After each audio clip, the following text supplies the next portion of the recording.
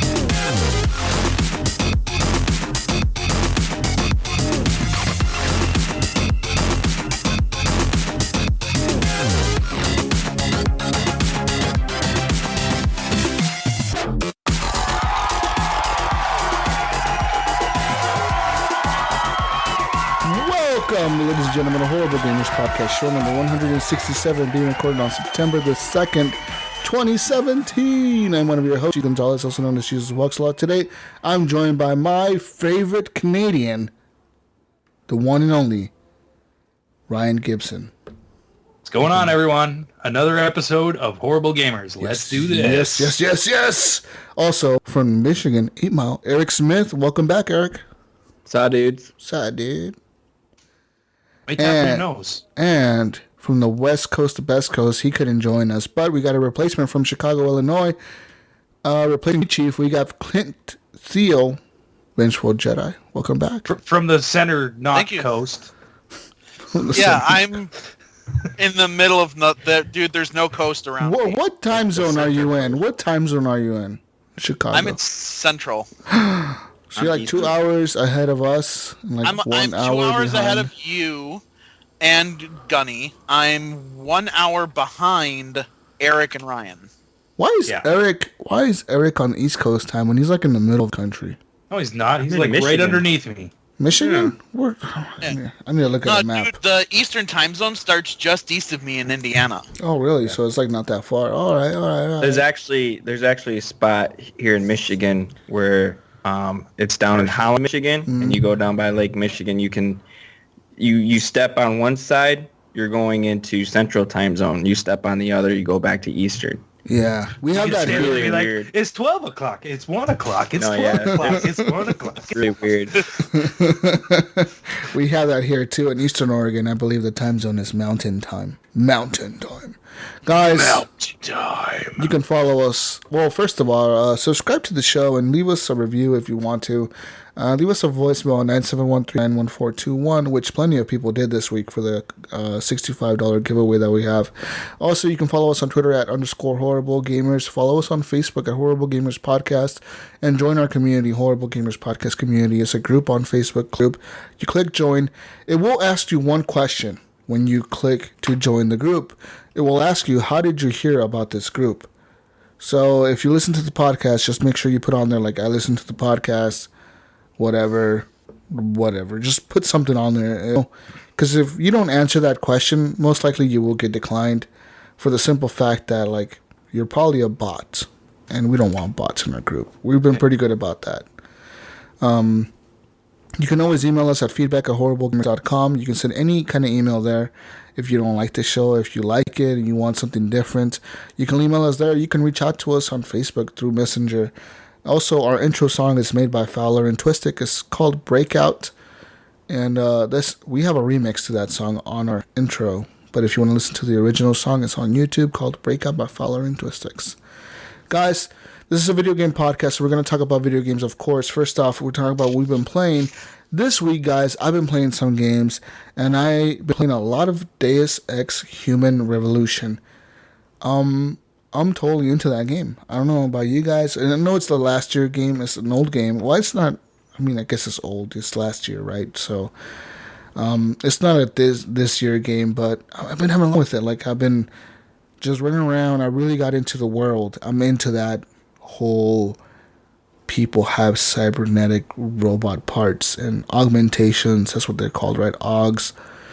They have augmentations, and then there's like the natural humans who don't like the Augs because the Augs went crazy. I love that world. I love it. Have you guys played this? I couldn't get into it, man. Like I have it on my PC, and I just like, I think I got to a point where I just got stuck and I got frustrated with it, and I put it down. I don't know. I might go back to it. It's a really fun game. I like the way that they present the story to you. Like, you know, it's open world, but you have these side missions you can go do, and then you find things, and you find like a house, and all of a sudden there's a mission to get into this house. So you have to figure out like how to hack the doors, or how to like go around the robots, or around the drones, or around the cops, or around the security around there. You know, it's really cool. There's usually almost always multiple ways to do things. Yeah. You can either sneak around, or you can go in guns blazing, or you can, you know, totally do whatever to get the mission accomplished. Yeah, and one of the missions that I was doing the other day, I was doing a side mission where it was like you have to go into this guy's house to hack their computer to find out who's trying to hack or who's trying to get info on like your company's secret hideout, because you're part of like this task force, right? Like this super secret government task force that's like all secretive, like a CIA kind of. But you got to find out who's trying to like investigate you guys. So I broke into this apartment, and during that mission, I broke into another apartment in the building. And in this apartment, like I found this safe code for a vault inside one of the banks inside the map, like inside the world of Deus Ex. It's called the Palisade Bank. So once I finished that mission, I was like, you know what, I'm going to find this bank. And I was looking on the map, like, where is this bank? And it was right on the map that I was on. So I went over to the bank. I talked to the teller, and I'm like, hey, dude, like, what's up? And he's like, well, to access a vault, you need to have, like, a membership card, and we need to verify your identity, and we have the top-of-the-line security. This is the most secure bank ever in the world. It has state-of-the-art technology, all this shit. And I was like, challenge accepted. So I went, I hacked their CEO's office. First office I hacked was the management office. I got into there, I hacked their security system, and then it's like, you can like log into their computers, right? You log into them. And one of the computers was asking me like, log into a chat. So I did, and like, I was talking to one of the security guards on the chat, and I was like, hey, shut down all the security systems. And he's like, what's the passcode? I was like, just do it. He's like, sorry, the passcode, you need the passcode. You know that you need the passcode, sir. Well, sorry, we can't shut it down for you. So I was like, fuck, okay, like, so I went into the vents, and I went upstairs and downstairs, and I was crawling through the vents. I finally got to a point where I was able to go into a security guard, like, outpost, like a security guard room, through a vent, and I killed a security guard in there. I went in there, I hacked the wall to, like, cover up the windows to, like, tint them, because you can tint them and untint them, and I tinted them. And then I ran back in while they were securing the room, and then they secured it. I went back out there, I hacked the computers for the security, and I turned all the robots inside the bank against the people. So you had the fucking robots deployed, and it's fucking shooting civilians in the head and shooting the security guards in the head. It shit got crazy, man. And they were just fucking, like, everybody was freaking out. The alarms were going off. I shut off all the alarm systems. I shut off all the security doors. I opened up the vaults. I was going crazy. And once I did all that, I still couldn't get to the main part of the bank. I got the vaults upstairs, but I couldn't get the vaults that were underground, because you need to do like a story mission to get that key card. I googled, and I was like, fuck. So I was like, you know what? All right, I'm going to leave this bank. So I was walking outside. I'm just open. I walk out the doors, like the front door of the bank, and there's a fucking SWAT team just waiting for me outside with their guns pointed at the door, and they all fucking unload on me. I'm like, oh, shit. I was not expecting that. But that game is fun. I'm having a lot of fun with it, man. Just, I don't know, something about it has caught my attention. I like the world. I like what the way they're presenting the world to me, like the Augs and all that. It's a really cool story behind that. Another game that I played this week, guys, and a game that you might be interested in or might not be, is the Call of Duty World War II Beta. Do you have any more codes for that? The beta. No, I gave out my last 2 codes that they emailed me in the group. Man. I think Joey got one and somebody else got one. How is it? Bad. Really? I'm going to call it right now, guys. This is the end of Call of Duty. No. Yes. This game will be the first game that will be on sale half price before the end of the year. Even though they've never ever lowered the price of any Call of Duty unless they want to go on sale like 5 years later. Let's be real, all right? I'm wearing a mask. Okay. And I'm going to say to you right now that this game will still sell gangbusters. It will. It totally will. I mean, I said it like plenty of years ago. I mean, I said it in the beginning of this podcast years ago. Like, Call of Duty could lose half of the sales they have at that point, and they would still be the best-selling game at launch, no matter what, no matter who goes against them. The only It will be on sale. The only people that could probably beat them is probably like Activision, like Rockstar. No, not Activision. Activision is the one who makes it. Like Rockstar. Like if Rockstar was to like come out with like Grand Theft Auto 7 or 6 or whatever the fuck, like right at the same day, they would probably beat Call of Duty, but nobody else can.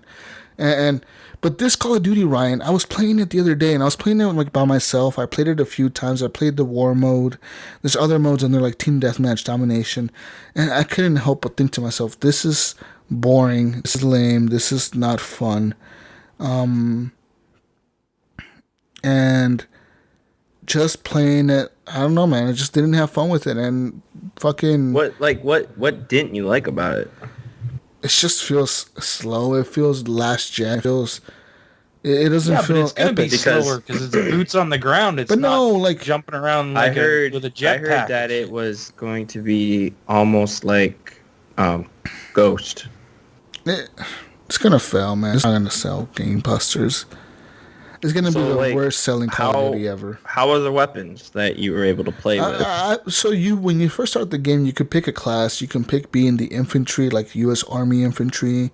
You can be the U.S. Army Airborne or Air Force Airborne. I think it's Army Airborne, and then you can be like the Mountain Squad from Canada, the Expeditionary Force from France, and like the British demolition team. I forget what the fuck they're called. Something demolition.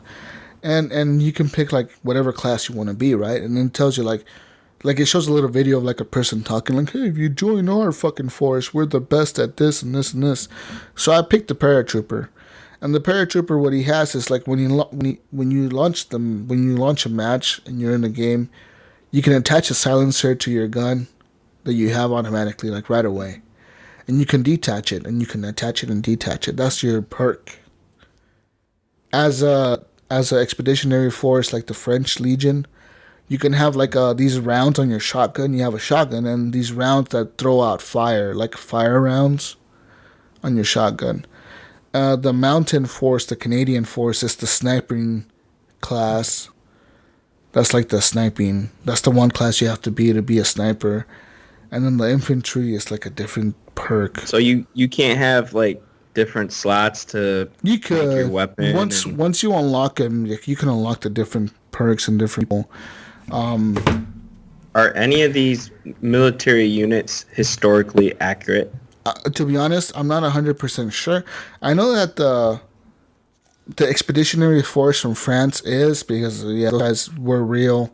The U.S. infantry, obviously the U.S. Army was real. The paratroopers were real because they were in World War II a lot. A lot of them feel like they were really there. But the thing is, playing this game, man, like, you feel the difference between Battlefield 1 and Call of Duty. And Battlefield just puts Call of Duty to shame. It has destruction. It has the better visuals. The graphics in Battlefield 1, man, make Call of Duty look like a fucking 360 game that was is so last gen. The graphics is so last gen. The graphics don't even feel like a next gen fucking game, man. Like I was playing it yesterday with Brink. And Brink is a big Call of Duty guy like me, and he's a first-person shooter guy, right? He likes Destiny, he likes Battlefield, he likes Call of Duty. He's my go-to guy that I always team up with when I'm playing these games. And I was playing this with him yesterday, and he told me, this game, Call of Duty World War II, feels like the mobile version of Battlefield 1. And I agree completely. That's exactly what it feels like. Wow. The fucking mobile version, like the version you would see on your phone of Battlefield 1, because the graphics are just bad. There's no destruction. The kill streaks are lame as fuck. That game needs innovation, man. I don't know what they need. I personally think they need a new engine. They need more players on the map. 6 versus 6 just doesn't cut it anymore. Is that it? That's it. 6 versus 6. Yeah, but there's like AI on the field and stuff too, right? No. In those war modes. In the war mode, the only thing... No, there's no AI. The only thing they get is a tank. And you escort a tank through the map. Yeah, you escort a tank, and you got to build the bridges and shit like that. The tank doesn't shoot. The only person that shoots, you have to get into the tank. Well, you can be a gunner on top of the tank. Yeah. No, I saw some streams, and that mode looked kind of cool to me, but not enough to make me want to play Call of Duty. I mean, I want a beta code because I want to try it out. But They'll do an open beta. there is going to be an open beta next week, I think. Yeah, we'll get in if. I'm not too worried about it. No doubt about it. I mean, there's people getting codes from like fucking Comcast. Comcast is like, hey, you're a Comcast subscriber. Here's a code to the Call of Duty beta. It's all got a marketing deal with Comcast. I just personally, man, I feel like the game is the worst in the series just from the beta. I feel like it's not going to do well. And it just, if you play, man, just look at the facial animations of the other person. Like I told Brink yesterday, I was like, Brink, come here. Look at my guy. Look at my guy. Look at my character. Does his face look real? And he was like, dude, you look like a fucking smashed face fucking goblin. And I looked, like, you look like a fucking piece of shit, like 360, no fucking texture having graphic fucking piece of shit. And I was like, this game looks shitty. Like, it's just shit compared to Battlefield 1. It's not done yet, right? See, and those exact words is what me and Brink said. I told Brink, I was like, when I say this on the show, everybody's going to tell me it's just a beta. But it's not just a beta. Eric, at this point, a finished game? That game is done. And at most, it's going to have that game is going to have like X1 fucking Xbox enhancements probably. And even if it does have that, I don't think it will. But if it does, that's it. Like 4K campaign. But they're going to have 4K multiplayer. Like, I don't think they will. No. There was a map in there where you were like on a beach and you can look out towards the water and see like the battleships and like the little landing ships were like the troops. You ever seen like Saving Private Ryan or World War II movies where like they're like all huddled in like a little fucking tin can and they're gonna land on the beach and the doors fall down. You see those in the water. And those fucking things, it just looks like a cardboard green box in the water. You're what the fuck? The fuck are you doing, Call of Duty? Like, what happened to this series? I've heard the campaign's supposed to be really good. I sure hope so. Because the Infinite Warfare campaign was really good.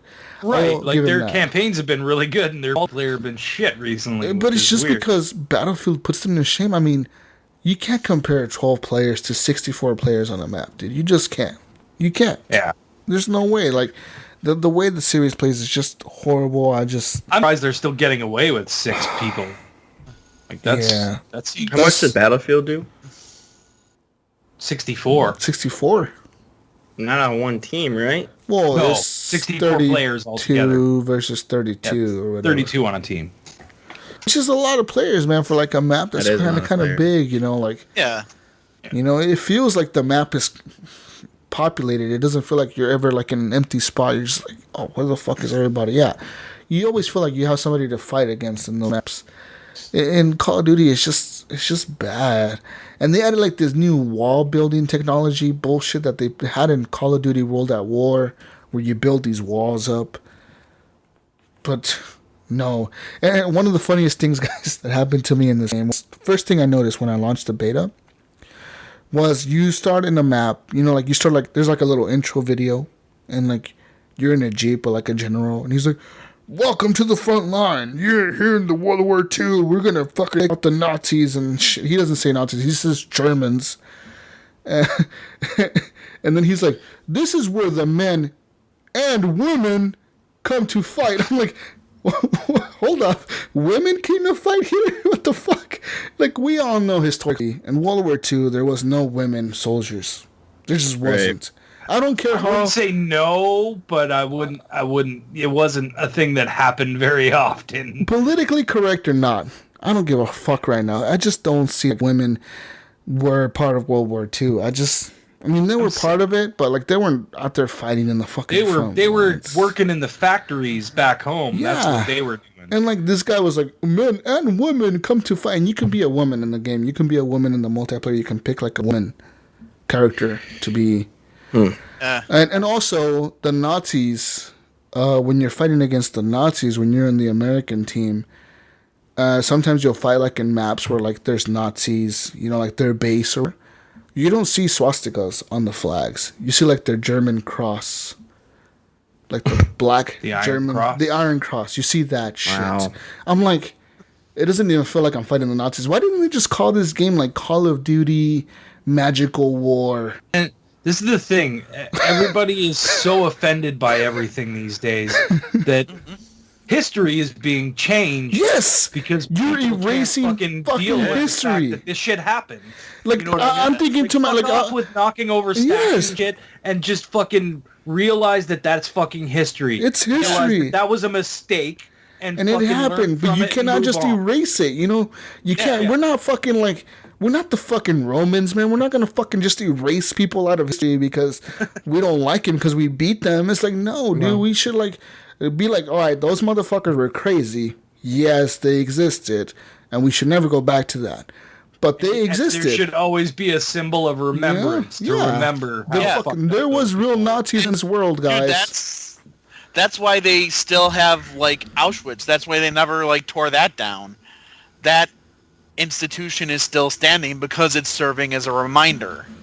Yeah. You know, everything that they're doing right now is ridiculous. And on a side note, according to this, there were 350,000 women that served in World War II in the U.S. Armed Forces. That's what I was saying. I wouldn't say none. Yeah, and then it looks like, I don't know how many, but it looks like there were some Soviet women as well, like for their armies. So no, that part is historically accurate. There were ladies in the armed forces back then. Oh, yeah, okay, but it wasn't a known thing. Yeah, you know what I mean. It wasn't like, hey, look at these women are assaulting the beach. You know what I mean? These women are fucking landing on D-Day. At that time, they would never admit to the women do that. You know what I mean? Yeah, like, it just never happened, right? Yeah, like there were no women in Dunkirk. Terrible as well, you know. No women shown in that battle. There were, Clint, what was it? What did it say? It said that beginning in 1941, 350,000 women served in the U.S. Armed Forces during World War II. They had their own. Did it say what they did? Actually, I'm opening that up. I just read a. They could have been just nurses or medics. Well, yeah, no, there was definitely female nurses and stuff like that. Oh, and that's probably the roles they would have played, right? Like, that's probably the roles they would have been let to play. I should have clicked into it, because it says about 70% of women who served in the military. This isn't even gaming related. Yeah, but it's still it's during World War II held traditionally female jobs. Yeah, they worked as typists, clerks, and mail sorters. Although these jobs may have been less glorified, than those women fighting the front lines, women were essential in maintaining the bureaucratic mechanisms that are necessary in warfare. So it's not historically accurate. Okay. Anyways.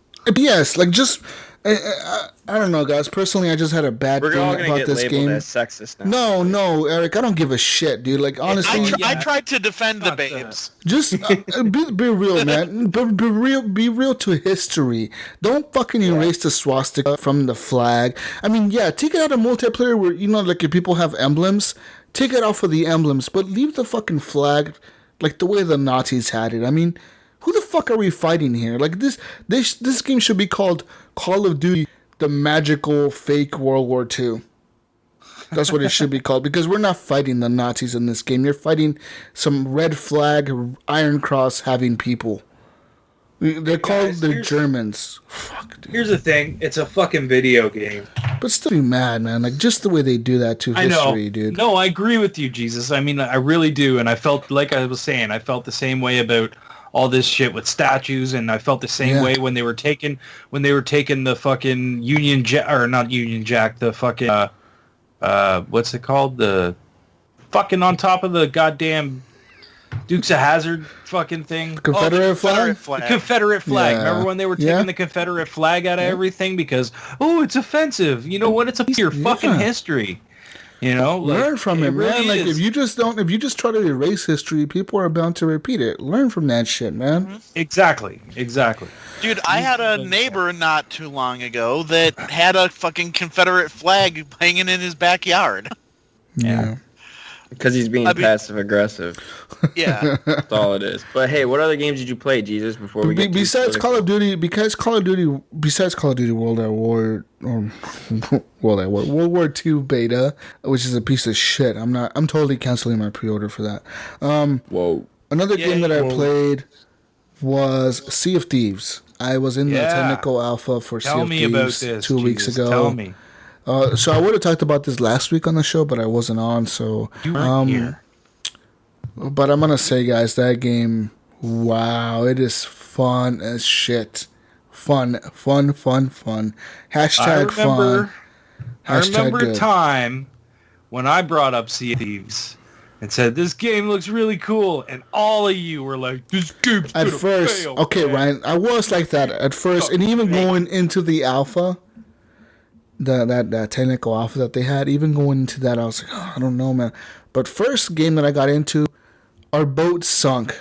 First thing, we go into an island, our boat sinks, and like I keep hearing this guy talking, but I hear him through my TV. I don't hear him on my headset. I'm like, what the fuck? So I go into settings and I switch it to hear him on my headset. But then he invites me to a party. It's this British kid, like this straight British kid, who's like all talking English, all proper and shit, teaching me how to speak English. And he's like, hey, like, I'm going to show you how to do this. And like, he showed me how to like navigate, look at the map. You look at the map on downstairs and you have to have a navigator. You have the people adjusting the sails to the wind, how to combat other ships. We landed on an island where there was one ship there already, like a crew was already there trying to take the treasure from that island. And we landed there, we killed their crew. We got back on our ship with like 3 treasure chests. And then 2 more ships showed up. Oh, shit. So it was like a fucking pursuit, man. We were just being chased by like 3 other ships for like fucking half an hour. I'm not kidding. They were chasing us for half an hour and we were just going in circles, shooting each other.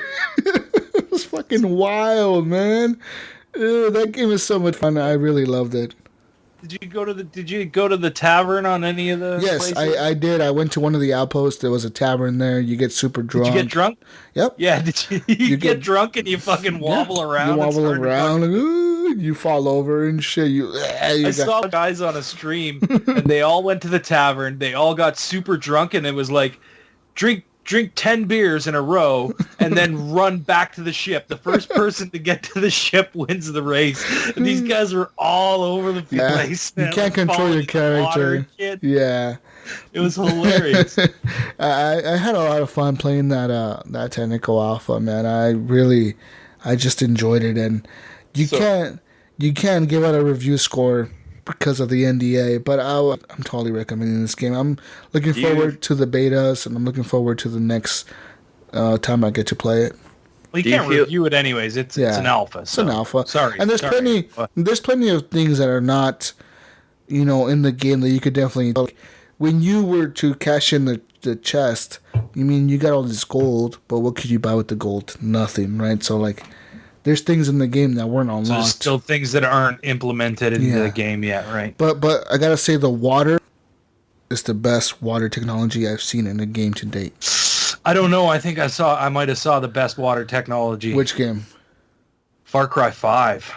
Okay, well, I'm gonna have to check that out because the water tech in this game is just the way the ocean looks and the waves hit your boat, dude, and your boat fucking tips over. You're like, oh shit, you're gonna tip over. And like, I fell out of the boat one time.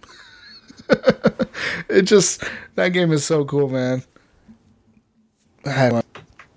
Do you feel like this game will have the legs to last a while? Yes. Or do you think it will be like the that one monster game? I can't remember. Evolve. No, so I definitely feel like it has the legs to stand up. I think there's enough people in that community already that are very into it. So, like, I can see it continuing. I could see it having a constant. I don't know if it's going to be a smash hit and be like, but I don't see this game dropping off the map right away. Yeah, well, what I'm scared of for Sea of Thieves, the game itself, is that other competition, that other game coming out by Ubisoft called Skulls and Bones. Skulls and Bones, because Skulls and Bones seems to be on the same vein as Sea of Thieves, but just more, I hate to say this, but more realistic. Like we argue COD and Battlefield. Battlefield is more realistic. Yeah, it's less cartoony. Yeah. And I think Skull and Bones is more of a multiplayer thing where it's like you're ship battling against people. I don't think you're necessarily like sailing the seas like you are in Sea of Thieves. In Sea of Thieves, you're just sailing around. There was a few times literally when I played this game with my crew. Like I was playing with Mojo Red, Jonathan Hall, Pinpoint Red. He was in the alpha as well. We were in the crew, and shout out to Mojo, man. That dude's cool as fuck. Even though, yeah, he's cool. Even though he's British, but he's pretty cool.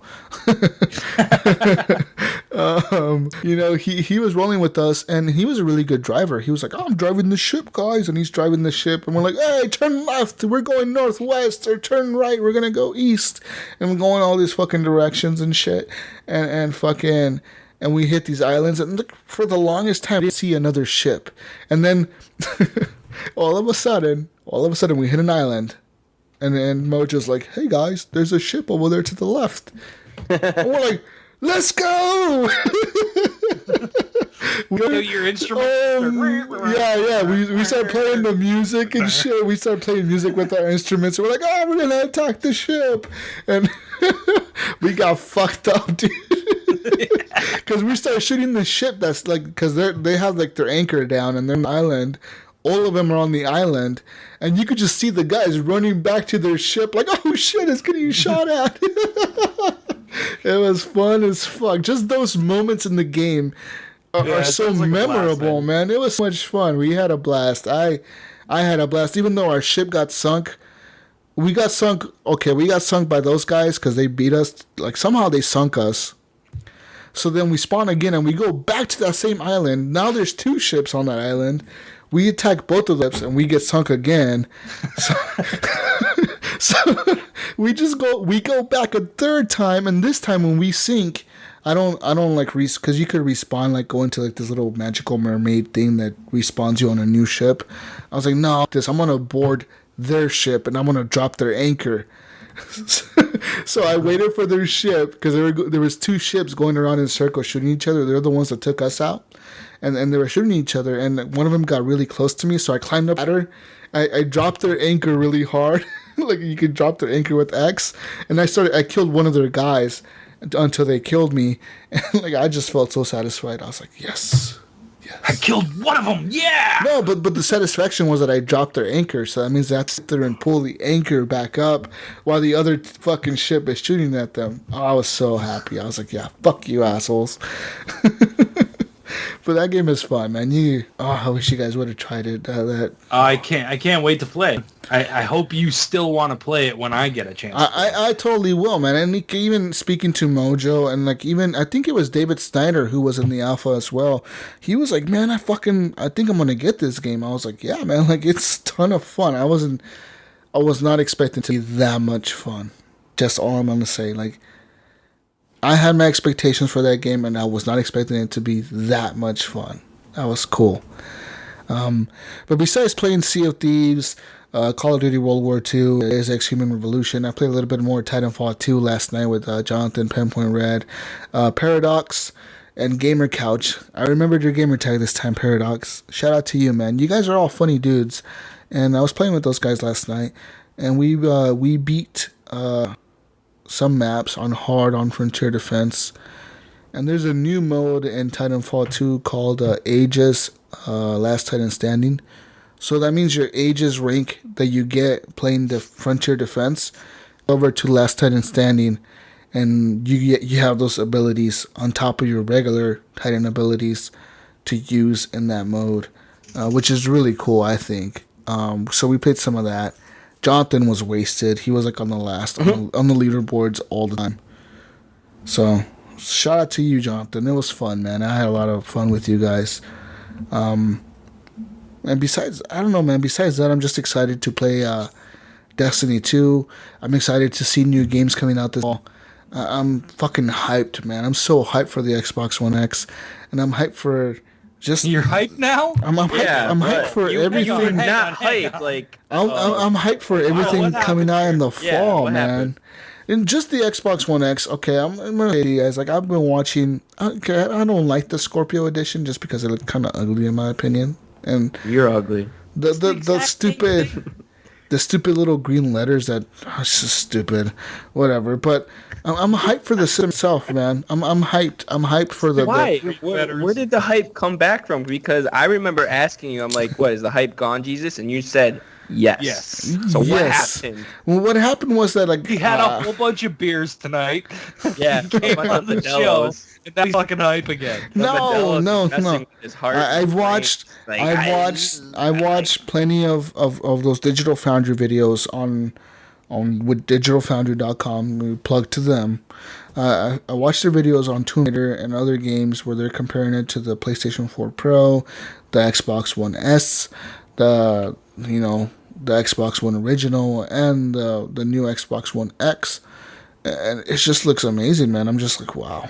Just wow. The graphics look wow. It's worth $500 at this point. I'm gonna say yes, but it's still a steep price tag if you're just. It is for graphics. It absolutely is. It's a premium product. It's a premium product. Yeah, and that down anytime soon either. That alone might have me holding off a little bit, but I don't think I'm gonna hold off past like January, man. If I hold off on the system, Jesus, man, put $50 a paycheck away. Yeah. Until November, and then you will have enough money to buy it. It won't be an issue. So easy, man. Like, just $20-$50 every paycheck. Just put it in a jar, fucking. Or go to fucking GameStop and put a fucking $50 pre-order down, and then just every time you get a paycheck, put a little bit of money on it. Put a little bit of money on it. A little money on it. The other thing that has me hyped as well for the system is Taco Bell now has a new promotion where you could buy the Taco Bell, I think it's called the Steak-A-Rito box, and you buy this box. In Oregon, it's $6. I don't know about your state, but here in Oregon, it's now $6, and you buy this box. Do you get your tacos in an Xbox One X case? Well, it has the Xbox One X logo on the top. It has Xbox logos, but guys, you can win an Xbox. Every 10 minutes, they're giving away an Xbox One X. Oh, boy. And first thing, on August 29th, when the promotion went live, first thing in the morning on Reddit, someone had already won an Xbox One X off of that promotion. So that means there's people really winning that promotion. Do they get it early? No, they get it on launch day, but they get it for free, which is pretty fucking cool. Because didn't they do that with the PS4? They did. They did it with the PS4. And you got it like a week early or some shit like that? With the PS4, they did it with the original one, and they also did it with the PS4 Disney Edition console, the white one. But I remember the PS4, like, before it came out, the Taco Bell winners got theirs like a week early or something. Yeah, they got it like a little bit early. I don't know if it's the same thing for the Xbox One X. For all I know, I think you just get the system for free, which means you get the system at least on launch day, maybe a week after, maybe 2 weeks after. But hey, it's free, man. You know, like, you can't complain. Nope. But I mean, they're giving one away every 10 minutes, supposedly, for the next month, and they're gonna end the promotion on October 3rd, something like that. They're gonna end the promotion. When did the system come out? The 7th? 7th of November. So they have like a month, between that and that. But all you do is text the code on Bucks to the Taco Bell people, and they're like, "Hey, you won or you didn't win." I didn't win. Tuesday. Yeah, so I'm gonna eat Taco Bell for lunch for the next month. Oh my god. Or Jesus, take that money that you spend on Taco Bell every day and put it in a fucking jar. No, bro, I'm losing my chances of winning a free Xbox, and I'm getting Taco Bell, so I'm not losing, man. What the fuck? Oh, you're still losing. Your body otherwise. When your butthole is bleeding because you're going to the bathroom so much. But yeah, so keep an eye out for that, guys. If you have a Taco Bell near you, which 90% of you probably do because you live in but the rest of you that don't live in the United States, I'm pretty sure there's other Xbox One X promotions for your country. I think that's the only one. They have that up here. They don't have it at the Taco Bell up here. I don't think. There? It's only the U.S. No, we have Taco, but not that promotion. Oh, that's weird. Yeah, I don't know. But yeah, guys, besides that, I haven't played much else. Nothing else really. That's it. Battlefield 1, gotta just shout out real quick. Battlefield 1 will get the HDR update on September 6th. Didn't have HDR already? No, it did not. So it finally is going to get the HDR update.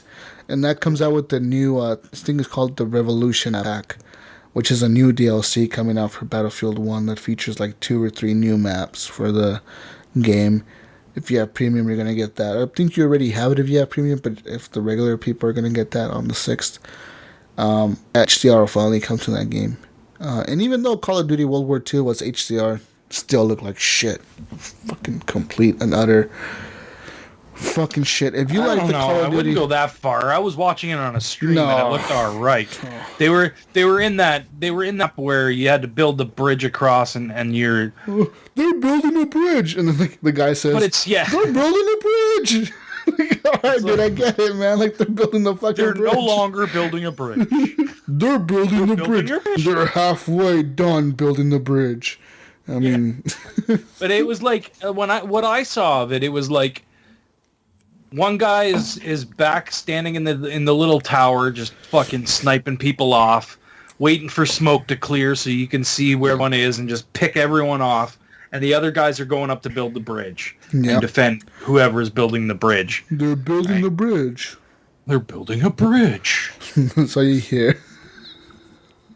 Fuck that game. Piece of shit. Now, I'm going to probably play it just for the campaign, so chances are I'll Redbox it, which I'm pretty sure it'll come to Redbox. This is a Call of Duty game. You just made Clint happy. Yeah, I'll keep Clint employed. Hey, I managed to keep myself employed recently. All right, awesome, man. I rented Logan, forgot that I rented it, and never returned it. Ooh, $60? No, 25. All right, not bad. That's a good price. I got to return Agents of Mayhem, though, otherwise I'm going to end up buying that shit. Yeah, fuck that. Oh, God, please don't do that. I don't, but I got to review it, though. I got to finish it so I can finish reviewing it. That's unfortunate for you. Should they pay for that? If you're reviewing it for them? Yeah, what the fuck? Something happened that they're still working out me getting the copy. Oh, they were supposed to get it to me last week. But yeah, guys, I mean, do that. Get your Xboxes. Don't buy Call of Duty. All right, Jesus. Apparently, it's not available yet, but starting September 22nd, apparently you're going to be able to go, it looks like possibly Bell's website, and get a code there. Oh, that's easy. Without having to buy anything. Oh, what? That's not even fair, man. There's gonna that be people just means that everyone in the bots. United States is going to be fucking in this thing. That means I need to buy all the Taco Bell lunches from now to September 22nd. Clint, why did you make that publicly known? Yeah, man. You should have just told us, the crew. You just made it harder for Jesus to win an Xbox One. I'm trying to fucking eat Taco Bell for every day for the next month. And you have that many chances to win it before anybody else would apply. And I didn't say exactly where it is.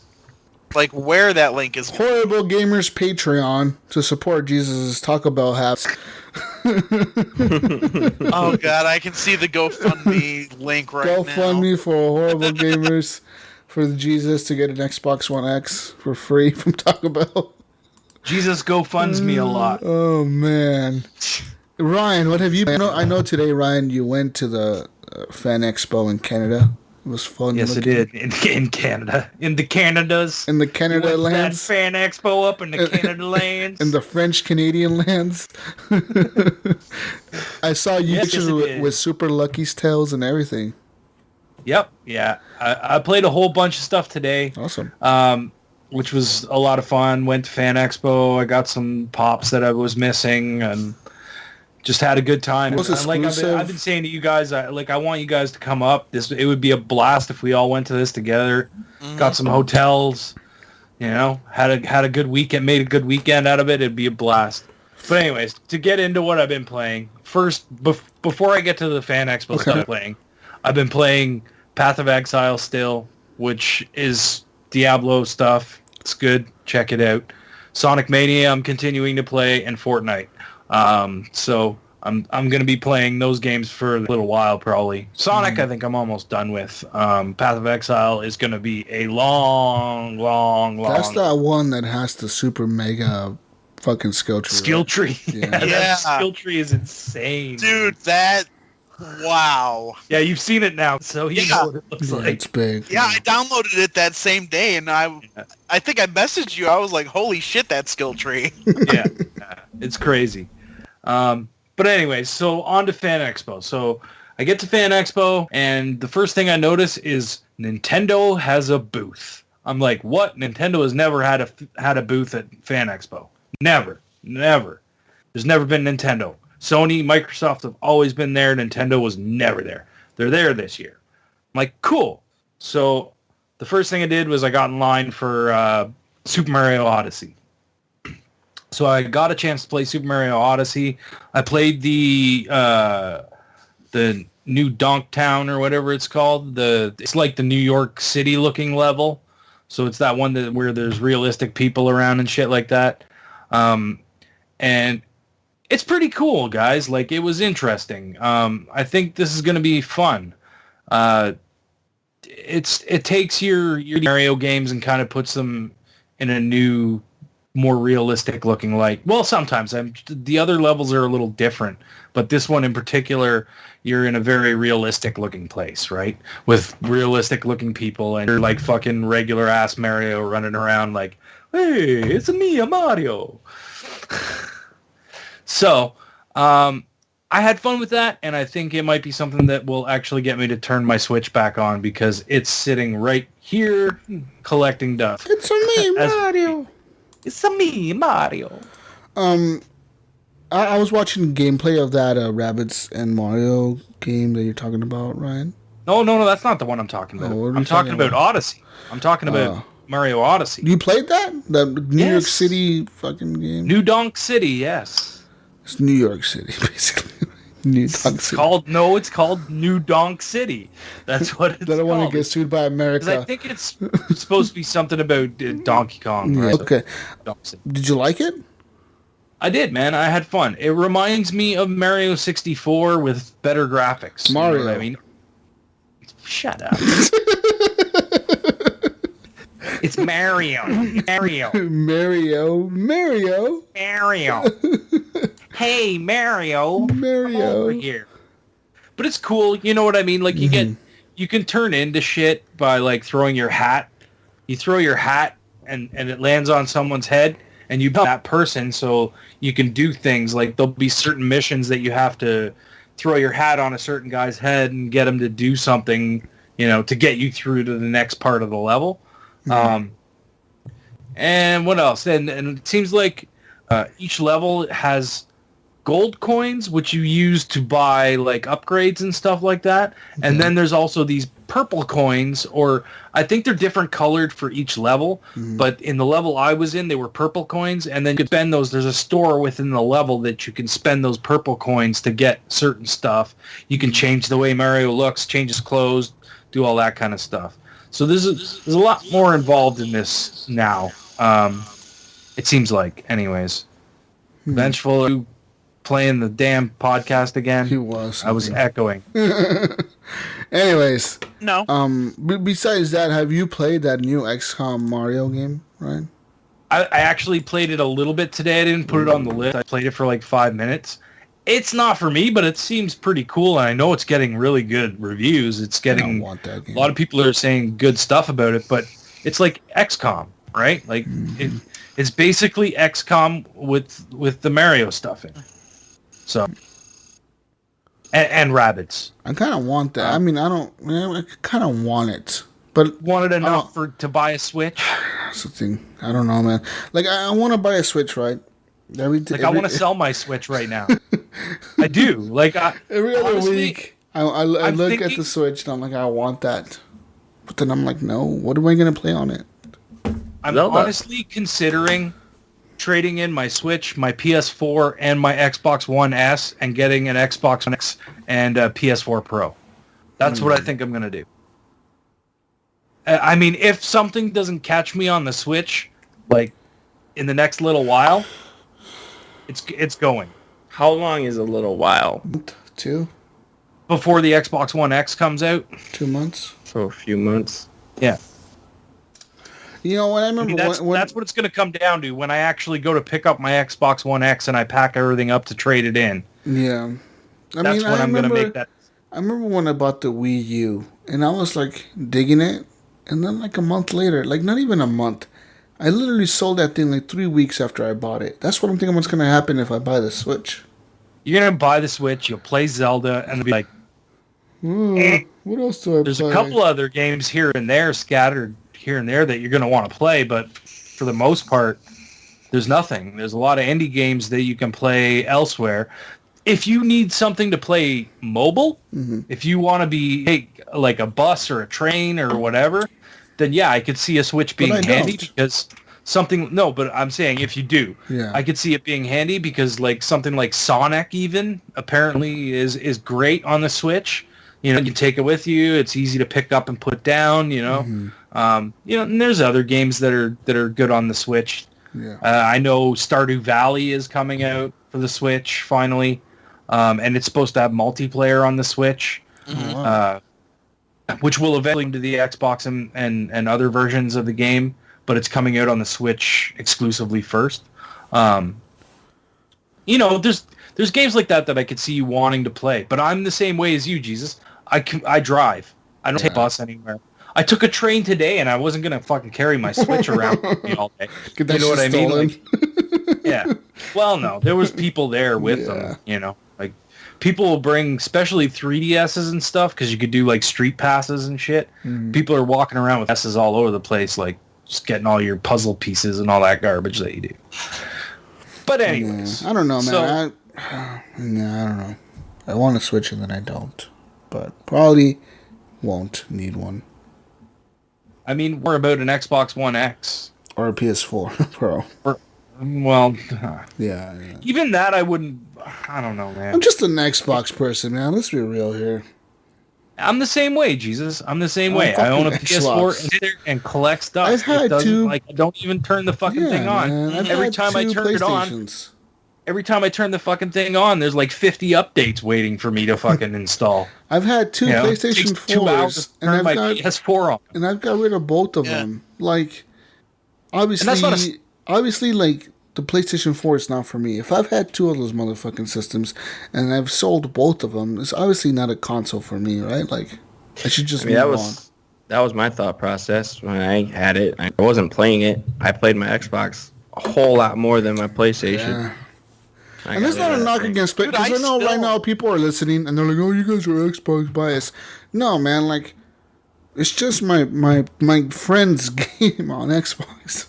Yeah, they're used to the community. We're built around the community on Xbox because that's where we've played for the majority of our for the last time. fucking Xbox. For the last fucking 14 years, I've been playing on Xbox, and it's just like, dude, I want to just keep playing on Xbox.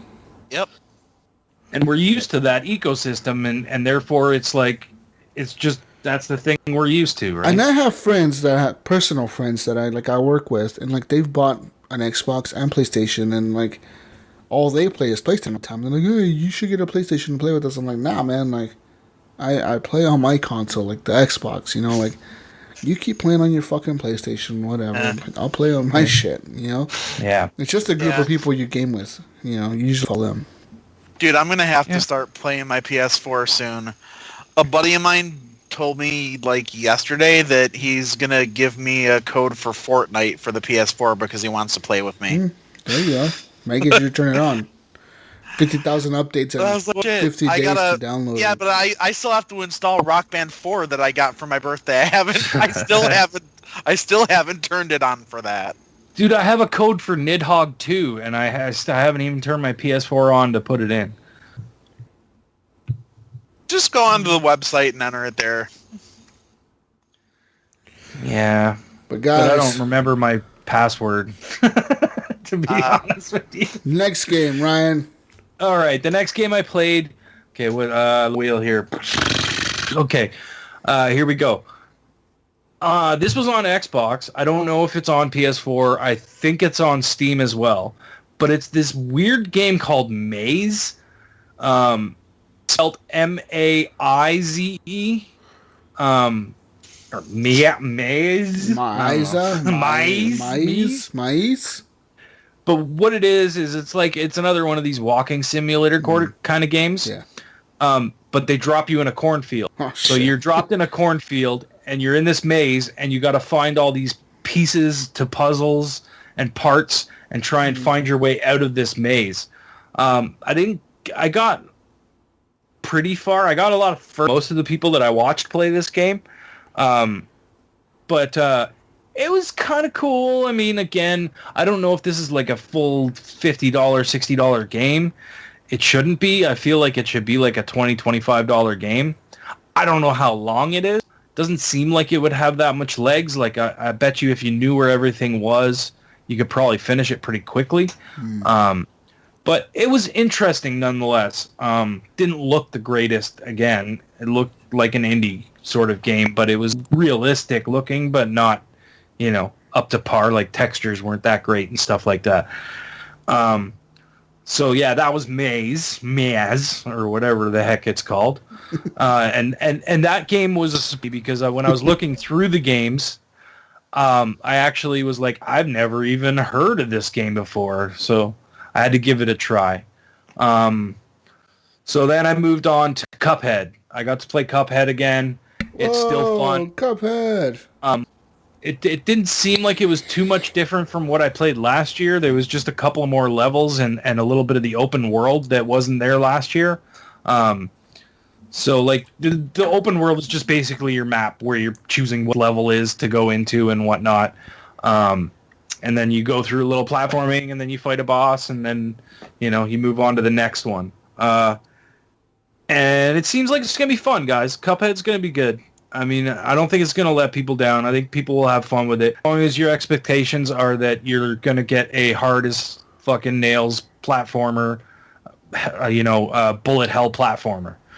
Because that's pretty much what it is. I love the now, from what I've heard, they do have a mode where you can you'll have as many lives as you want and stuff, so you're going to be able to keep progressing.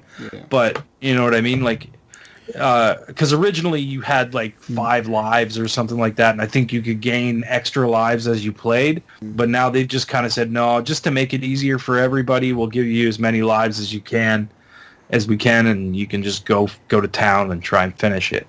So Cuphead looks good, guys. I mean, it still looks good. So goddamn, just get it out. Now it's coming out in September 29th. So hopefully we'll see it then. I also played Super Lucky's Tale. Xbox exclusive. Xbox Windows 10 exclusive. World premiere.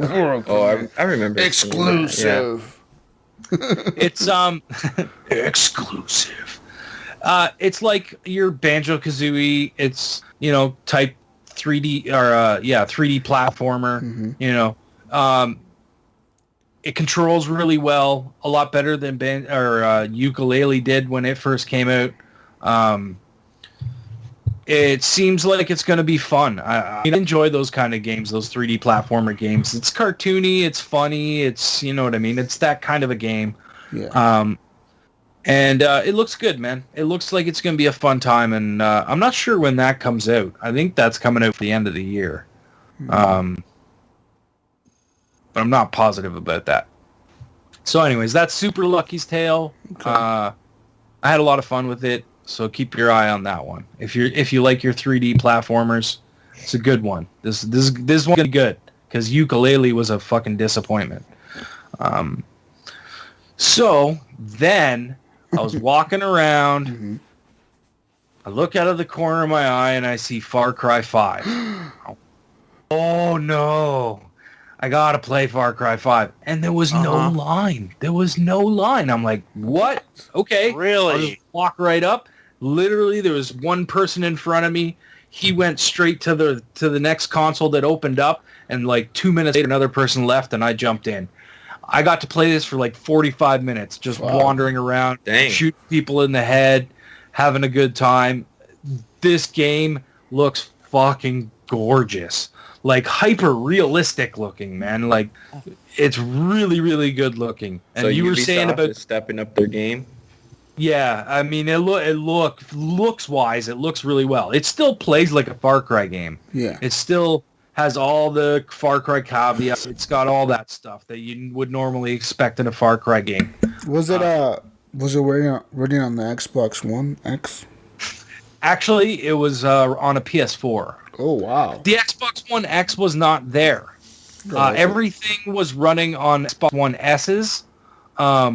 There was an Xbox One X that was on display, but they weren't using it. They weren't using the X for... I'm assuming they were probably worried about things going wrong. You know what I mean? You got to remember, those consoles are on for a good 12 hours a day straight. Like, just constantly getting beat by people. So, I'm sure they didn't want to put that through the test quite yet. And maybe it would have been a good test for it. You never know, right? But stress test. I don't know what their thoughts are about that. I would have thought that they would have had them running on Xbox One X's to like show what it can do. But anyways, I thought that was a little strange that it wasn't there. But Far Cry 5 looks amazing, guys. You were saying earlier about water tech, the water in this game. I came across this little hill, like came over the crest, and there was this creek just running in front of me, and I was like, I stood there for like a couple of minutes and just looked at that creek. I was like, this looks fucking amazing, man. Like, holy shit. And even like when guys pop out, like it looks like real people, man. It looks really good, really, really good. But you're doing the same thing that you do in Far Cry. You're trying to, clear out areas and stuff like that, craft and hunt, and you're trying to do the whole thing. You're looking for the church leader and all that shit. And I think the story is going to be pretty cool. I think this is going to be a good one, man. I really do. Far Cry looks awesome. I can't wait for that to come out in February. I'm excited for that game, man, because it's one of the first games based in the United States where you're shooting Americans, like you're taking out American crazy motherfuckers. There might be crazy motherfuckers, but they're probably still American people, which is different. Well, they are, yeah. And not many games tackle that, religious subculture. Crazy right, like freaking, like just crazy, religious people that are just totally nuts about it. Yeah. Well, yeah, you don't get the extremists and fanatics. Yeah. This is basically like extremists, right? Like they're just running around branding people with crosses and shit. When you hear shit, like when you're going through the town, you can talk to some of the citizens and stuff, and they'll tell you stories about, hey, I saw the guys down there and they just shot this guy in the head and blah, blah, blah, blah, blah. And I need you, then they kidnapped my daughter. Can you go get my daughter for me? Stuff like that. It's really cool, man. I think it's going to be a great game and I can't wait for it. I'm excited. So, the final game I played, this was, it's Forza. Let's just be honest. Forza 7. The new one? Fucking looks gorgeous. That's just Forza, man. Absolutely. It is. It's Forza. But it looks fucking so good. So good. And it was running HDR and all that shit because it was on the S, right? They weren't running... Actually, no. They were running that off a PC. So it might have been 4K assets because it did. It looked sharp, like really, really sharp. And they have all those, photorealistic fucking background stuff. Like they used the tech that they used on the Sky to do the actual all the landscape. Right? So, like, the mountains... I was in Dubai. The track I was on was in Dubai. So it was all deserts and stuff. And, like, mountains and all that kind of jazz. Mm-hmm. That stuff all looked super, super realistic. And then when you get down to, like, the cars... You've seen this stuff. Like, they showed it at E3 and stuff. That shit looks fucking amazing, man. It's Forza. Forza always looks good. You know what I mean? That's the one thing you can always expect from Forza is that it's going to look pretty. And it absolutely does. Now, I got to play this in an actual fucking chair with a steering wheel. And I was driving stick and everything. I was going all out with it. I had my braking assist on still because I was, I would have been all over like it track. But it was good. I came in first, too. I was like, sweet. I actually race. Did you win anything? No, I didn't win anything. No. Oh, yeah, no, wait. Actually, I did. I won a Forza 7 car charger. Ooh, yeah. So it's like, the little plug that you put in, you can plug USB in. Yeah. It's branded with Forza 7 on the side of it. That's what I got for playing. But hey, you get all kinds of junk. Yeah. You guys saw some of this stuff I posted and showed you that I got. Yeah, I like that keychain that you got. Yeah, I got the keychain for going to the Xbox little show. They put on a little show every couple of hours. You get to go in, and basically they just said, the power of the Xbox One X, 4K, 60 frames per second. Rah! I was like, yeah, this is what said already. I don't need to hear this again. Just give me my keychain and let me go. Yeah. It's like anyone that didn't, like, that doesn't know, yeah, it was great for that. For me, I was just sitting there, like, tapping my foot. Like, you going to tell me something that I don't already know? Yeah. Like, really? The thing is, like, up here, it's not like, we don't have fucking, Major Nelson coming out and being like, whoa, hey, check it out. It's just some dude fucking, I'll work for Xbox. No, you don't. Some fucking company hired you to come in here and fucking talk like you worked for Xbox. That's what really happened. Let's fucking be real about it. Yeah. Or it's Bob from accounting. Yeah, exactly, So, but anyways, that was my experience at FanExpo. I didn't really get to see much PlayStation stuff just because there really wasn't anything that I wanted to see. Mm-hmm. I wanted to play Ni no Kuni 2, but I just never got around to it. There was some VR experience that I couldn't get into. I think it was all booked. Oh, hang on. Bless you. Sorry, guys, had to sneeze. That was out of nowhere. Anyways, yeah, so I kind of just did a once over and kind of looked around what was in the PlayStation booth, and I didn't bother to go back. Some of the VR stuff would have been cool. I would have liked to have played that army one. What the fuck is it called? Team Bravo. Oh, remember that, Jesus? When you saw that, you thought it looked good too. That was there, but I didn't get a chance to get in to play it. So that would have been nice to see, but other than that, I really wasn't. Nothing really interested me in the PlayStation booth. Knack 2 was there. Fucking Knack. Trying to. Yeah, there was a bunch of VR stuff, but nothing that I really wanted to try. But that's it for me, guys. Eric Smith, tell me what you've been playing, man.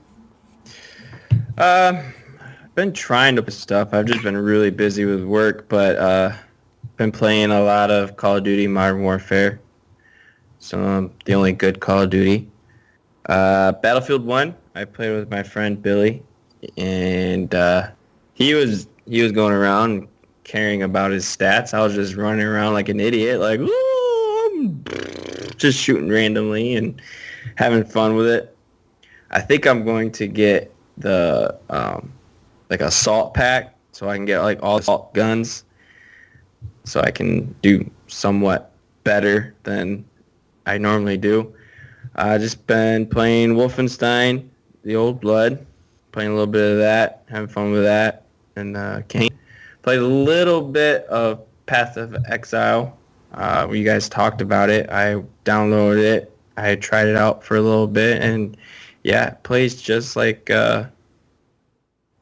Diablo. So that was, I'll get into that some more and keep playing it. And then lastly, I played Rainbow Six. Ooh. Not very long, not a lot. The new map? Have you played the new map? No, I don't think so. Damn. I want to play that new map. Theme Park. Looks pretty cool. Yeah, I haven't played it, but I mean, if anyone wants to play it, I'll play it with you. Awesome. Anything else? Nope, that was it. Clint, my friend, tell me what you've been playing. Okay. Well, I played a little bit of Path of Exile. Played a little bit of Rocket League, as usual. Some Fortnite. Played a bunch of Elder Scrolls Online yesterday. And then I was playing, partly for work and then partly like the game. I was playing some Plants vs. Zombies Garden Warfare 2. Nice. Yeah, because I had to do a review of that for work, so I wanted to get a little... I wanted to brush up on it, because it had been a while. So you guys are probably going to get that in the red box? No, dude, it's already in a bunch of them. Oh, so you're just reviewing it to have a review on that? Yeah, like for, like recommendations for when the customers are browsing certain sites and they're like, hey, Clint from Redbox recommends Garden Warfare 2. Yeah, okay, I see that. All right, awesome. Yeah, so it'll be cool. They're taking my words and putting them out there for the public, but pretty much that's really all I've been playing because I've just been, swamped with, preparations for school and other stuff. Yeah. All right. So, yeah. All right. Is that it? Yep. All yeah, right, like man. I said, I didn't really get much, but I played a little bit of a lot. Sounds good. And lastly, guys, I played some more Fallout Shelter. I have it on my new phone, so it sucks having to restart your vault all over, but it's fun. Sort of. I mean, kind of. Whatever. Guys, moving on now. We're going to move on to news. We have news for you today. Some weird news, some good news, some bad news, some great news. And News. the best news of the best news. Hashtag fake news, first of all, starting off here. Bethesda says to ignore the new, that thing that was going around last week where it was a Game of Thrones coming for consoles, blah, blah, blah. There is no Game of Thrones game coming from Bethesda. According to them, they said it's just a troll, man. Like, it's just, don't believe this. Well, that's sad because I think that would have been like a Game of Thrones Skyrim kind of game would have been really cool. Amazing. And actually, Todd Howard from Bethesda said that back in 2011, they were actually asked to turn into a game. And they said they wanted to do their own thing. And that's what they did. So they made Skyrim.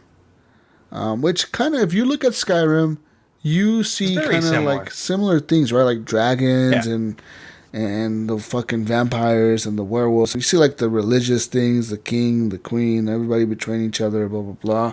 You see all that shit happening in Skyrim. So I can see but you had a lot of that in the Elder Scrolls games, though, even beforehand. Yeah, but I see a lot of inspiration from... So Game of Thrones has been around since like forever, man, like the 90s. So I could see inspiration from those books being made into games from a long time ago. That people just kind of switch the stories around. But yeah, according to that, Game of Thrones is not coming from this. According to Bethesda, you never know. They might be bluffing and just be like, just kidding. E3 2018, Game of Thrones. Yeah, but that would... I mean, now would have been the best time to announce it with the show just ending. Yeah, but maybe next year... With the show actually ending, the last season. Ending, yeah. Yeah, like the last season, like...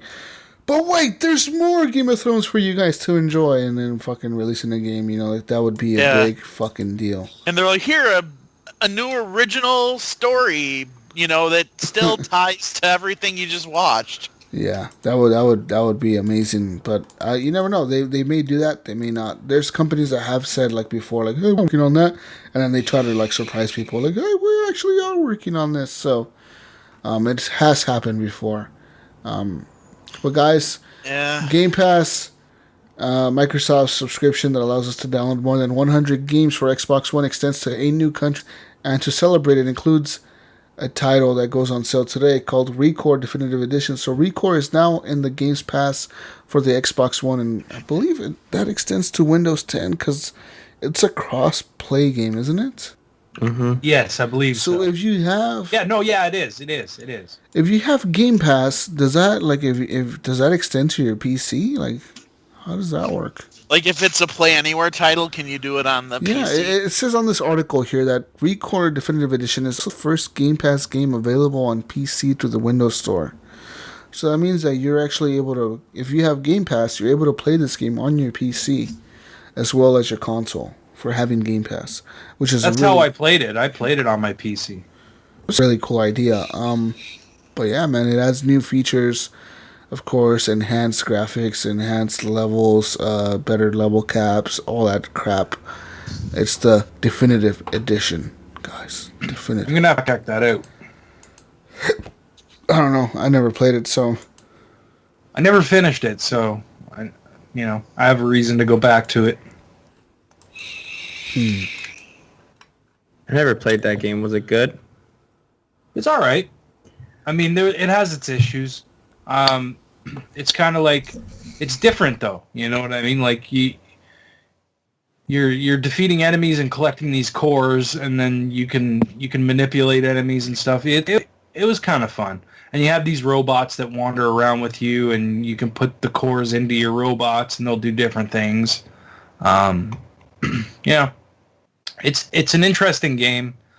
It had its issues though. Like it had some issues. It had some graphical issues. It had, a couple of things here and there. I know it got panned pretty bad when it came out. Well, it came out around the same time that Gears came out. I think. Yeah, maybe. Yeah. Yeah, I think it probably that sounds about right. Yeah. I just think it's weird they're coming out with a definitive edition when the game hasn't even been out for a year. It came out on consoles, like the next-gen consoles. Yeah, I always thought that those were kind of weird. Dying Light Definitive Edition, that threw me off as well, because I was like, what the fuck? Definitive? Like, yeah, but even this, like, the thing is there was shit missing from this game. So weird, though. Like, why not just wait to release the game? Yeah, well, I think it got pushed out. I mean, there was a fucking robot companion on the cover of this game that was even in the game. He wasn't like that actual robot that's on the cover is not in the game. He's nowhere to be found. And now they're gonna during this definitive edition releases that robot that was on the. That's fucking called bad game making, whatever. Bad PR. Bad marketing. Bad marketing. They did that for Halo 5 because you throughout the whole time when they were marketing the Halo 5, you thought you were Sergeant Locke was going after Master Chief, and there's going to be this big old brawl in the game because the very right, because they're like, we're going to go after him. We need to get him. Well, like the very last 2 trailers they released, because they released one with Sergeant Locke Chief, like pointing a pistol at Master Chief, and then the other one was Master Chief pointing an assault rifle or a pistol at Sergeant Locke. And you're like, oh shit, it's going Master down. Chief Woke. No, they become best buds in the game and go after Cortana. I mean, come on, that's so stupid. Assholes. Yeah. Anyways, guys, more things here. In the LA Times, it says Riot Games and Annenberg Foundation has now brought classes on making video games to Los Angeles schools. So about 1,000 middle school and high school students in Los Angeles are now expected to design video games this school year that expose players to the importance of kindness, wildlife conservation, or news literacy. Basically, this is an effort to kids learn about developing video games, which is, I guess, is an up-and-coming thing in middle schools and high schools now, where kids are actually making video games. And they've already done this for a few other cities like New York City, Pittsburgh, Dallas, Houston has done this before. But this year, kids will have to develop a video game either based on the wildlife conservation of cougars in the wild, not being distracted by fake news, or cougars in the wild, eh? yeah, or bringing kindness to the world. You must design a video game and make a video game and submit before April next year, which then a team will be picked that has won the design or the game development competition. And I'm not sure what the team gets that wins. I'm sure they get like some kind of field trip or fucking scholarship opportunity, something like that. According to this, last year, Puppy Dash was the winner of the game development award, where kids created a game, animal welfare theme game that followed a dog's journey through New York City, and it was a choose your own adventure game as a dog. Okay. But basically, you were trying to not get caught by the dog pound. So that, I mean, I guess video game development, guys, that's the big news here, that it's coming to classes and shit. I mean, high schools and middle schools. Yeah. Is that it? Very nice. I guess. Guys, I'm going to give you guys a list of 8 visually stunning video games to explore while you're stoned. This may or may not include our audience, but I'm assuming some of you might smoke the marijuanas. But guys, here's 8 games that you may want to explore while you're really high. I mean, it's legal here in Oregon, West Coast, so here you go. The Elder Scrolls V is number 1 on the list. The remastered edition. Hang on. Guys, just so you know, I'm dumping the news links into the chat as we speak about them, so you can follow along and check out the article that Jesus is talking about. All right? Awesome. New feature.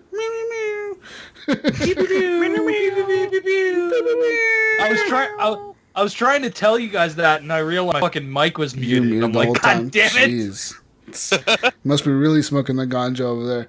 Anyways, first on the list here, The Elder Scrolls V Skyrim Remastered in 2016 is the first on the game. This game is just beautiful, man. You get in there and you're like, oh, fuck, trees and water and dragons, and you're fucking high out of your mind, and you're loving the shit out of the dragons and all the women in the game. Awesome. Amazing. So that's how I played Skyrim. Next game on the list, Horizon Zero Dawn, came out here this year.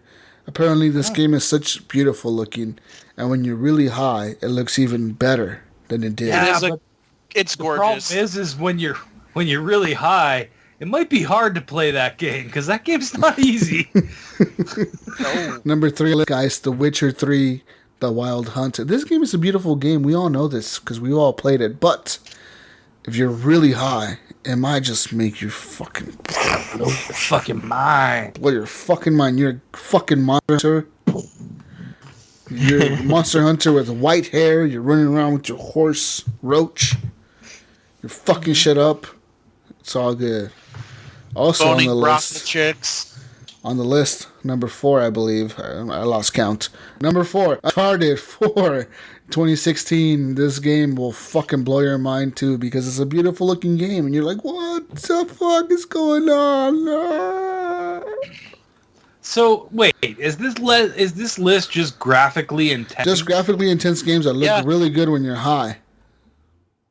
Yeah, but number 5, Legend of Zelda: The Wind Waker in HD, 2013, just for the Wii U. Yeah, like list. I don't like this list. Keep going. Keep going.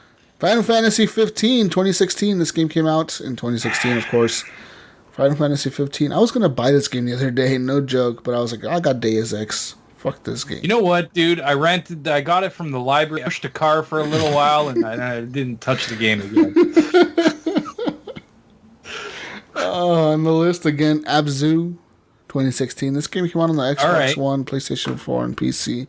It was originally exclusive, right? Like for like a year or something like that. Finally came out on the Xbox One this year. Well, it was from the no. I think it released at the same time, but it was from the makers of like Journey and Flower and all those games that were normally PlayStation exclusives.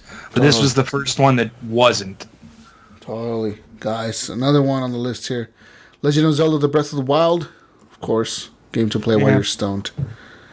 Again, man, you get so high, I don't know what the fuck to do in that game. You'd be like, why does my weapons keep breaking, man? I don't know. I just give me another joint. All right, man. Why don't you play something else? Yeah, totally. All right, keep going. All right, guys, moving on here to more news. Capcom is now releasing Street Fighter 2. Well, that was it? That was the list? That was the Breath list. of the Wild was the first. Last one. Here's like Thumper, fucking, like psychedelic fucking trip you out fucking shit, man. Like, sorry, man. I'm just reading the news. I just read the headlines. That's all I do. I didn't like that list. I'm a stoner and I read the headlines. That's all I get paid to do here. Capcom is just because that news was so terrible, I gotta smoke a joint. I'll do that. Capcom is now re-releasing Street Fighter 2 on an SNES cartridge, guys. Capcom, they're re-releasing. I saw that. The Street Fighter 2 on a Super NES cartridge. November. Wait, you skipped it. I did, because I didn't like the other story. It looks stupid, so I'm skipping it. Okay, well, I gotta know that you're gonna do that if I'm gonna just follow along, bro. Follow along. But yeah, this cartridge looks pretty cool. It's red. It says Super Street Fighter 2 on the fucking thing. It's red. It's cool. It's awesome. And only 5,500 copies will be made. Yeah, that's it. Whoa, wait. No. It says here 4,500 copies will be made in the red color. But 1,000 copies will be printed in translucent, glow-in-the-dark, Blanca green color. Oh, that's cool. Says Capcom and IM 8-bit are charging $100 for the SNES cartridge. So yeah, it's gonna be a pricey thing, man. Like you're gonna want to get on this as soon as it's on November 2017. But it looks cool, they also man. But they did say in there though that the colors will be distributed randomly. Oh, so you like just have to buy one and hope you get one of the limited edition ones? That's what it sounds like. And according to this, it says that they're charging $100 for the cartridge, which is expected to start shipping sometime late November. Man, that's kind of a shitty move. I mean, but hey, you'll be feeling like really lucky if you get one of those ones. Yeah. Yeah, fuck yeah. Game of Thrones, guys. More Game of Thrones news since Game of Thrones just ended a few weeks ago, last week, right? South Park development team almost made a Game of Thrones game. The studio behind South Park, The Stick of Truth, and Star Wars Knights of the Old Republic 2 could have another big pop culture game added to its name. So Game of Thrones, or technically A Song of Ice and Fire, was a thing that they got offered to them back in 2005. But South Park got delayed so many times. Apparently, George R.R. Martin really didn't want his I mean, he really wanted to make a game. It looks like if he offered this to these guys, and then he went to Bethesda, and they were like, "Oh no, dude, your shit sucks. You're not cool enough." And someone made a game. I can't remember. Was it Data East? Was it? No, I think it was Data East. East made his really crappy RPG. I remember the RPG because I played it. I played it too. Because I like Game of Thrones so much, I went to GameStop and bought it. It was okay. I mean, it was okay. It was not great, but it was okay. If you could plug your way through it, it wasn't too bad. And then there was the Telltale Game of Thrones. Yeah. Basically, the people, when they declined the game, they said there was not enough magic in the game. There was not enough mystical shit going on. They said, basically there was a bunch of dudes, besides whatever was going on beyond the wall, like the White Walkers and stuff, there was really nothing going on. All the chapters in the book were about somebody progressing their fucking life. And a bunch of dudes with armor and swords fighting each other with no magic, no fucking, nothing cool, no goblins, no things like that. So, like, what the fuck are we gonna make? Many wieners. Too many wieners. Yeah, too much sex. Wieners, floppy wieners, floppy wieners. So they declined it, and basically that could have happened, guys, but it never did. So whatever. We're moving on here. More news. What is this? Nintendo disagrees with the court verdict. What is this? I don't know. You gotta read it. Oh man. Is there a link? Oh, right there. A U.S. court has awarded $10 million to a tech company called iLife after it filed a lawsuit against Nintendo, but the Switcher plans to appeal the decision. iLife Technology is a Dallas-based law firm. Munich Wilson Mandela accused Nintendo of infringing on the former patents back in 2013. They alleged that the motion sensing tech and the Wii remotes were the same as iLife's monitors for infants, in order to prevent sudden infant death syndrome and elderly people to alert help if they should fall. The two firms originally sought $144 million in damages based on $4 per unit of the 36 million Wii systems sold before the case was filed. But basically they did win. They won $10 million in their favor. Because apparently Nintendo did infringe on these patents, but Nintendo's like, no, we didn't. No, we fucking didn't. Our shit, man. We made this tech. And basically Nintendo says they're going to appeal this decision and they're going to try to fight it. I mean, have you guys seen Nintendo has been getting sued a lot for stealing people's shit? Yep. What's going on? Is this like a theme here? Like, what's people just know, or Nintendo is really stealing people's shit? I don't know. What are they stealing?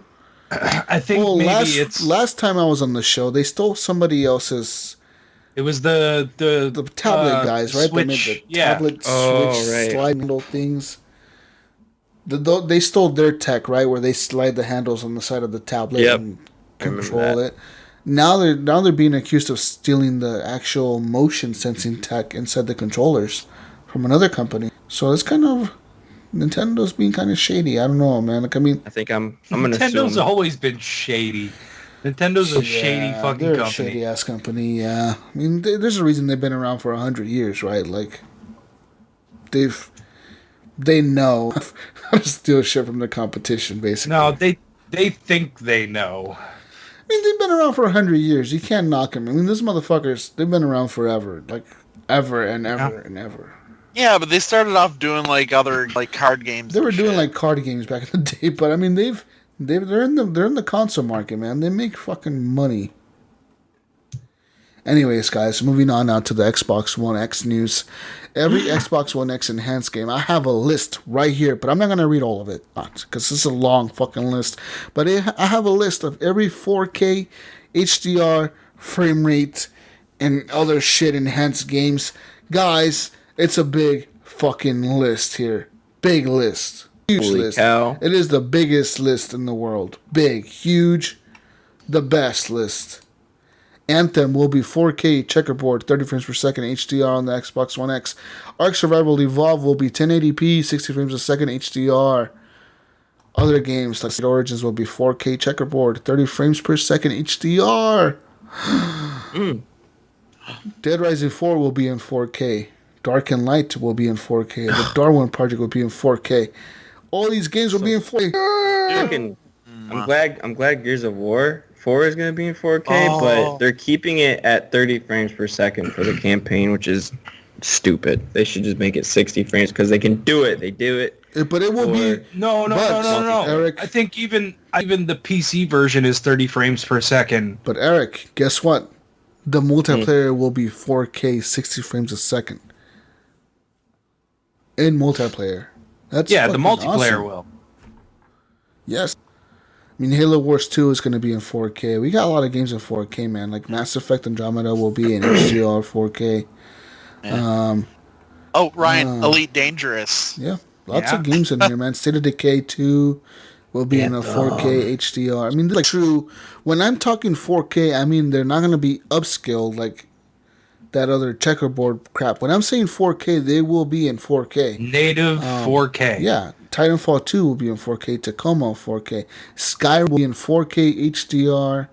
And another big RPG, The Witcher 3, will be in 4K. Wait, though. PlayerUnknown's Battlegrounds, 4K HDR, 30 frames per second.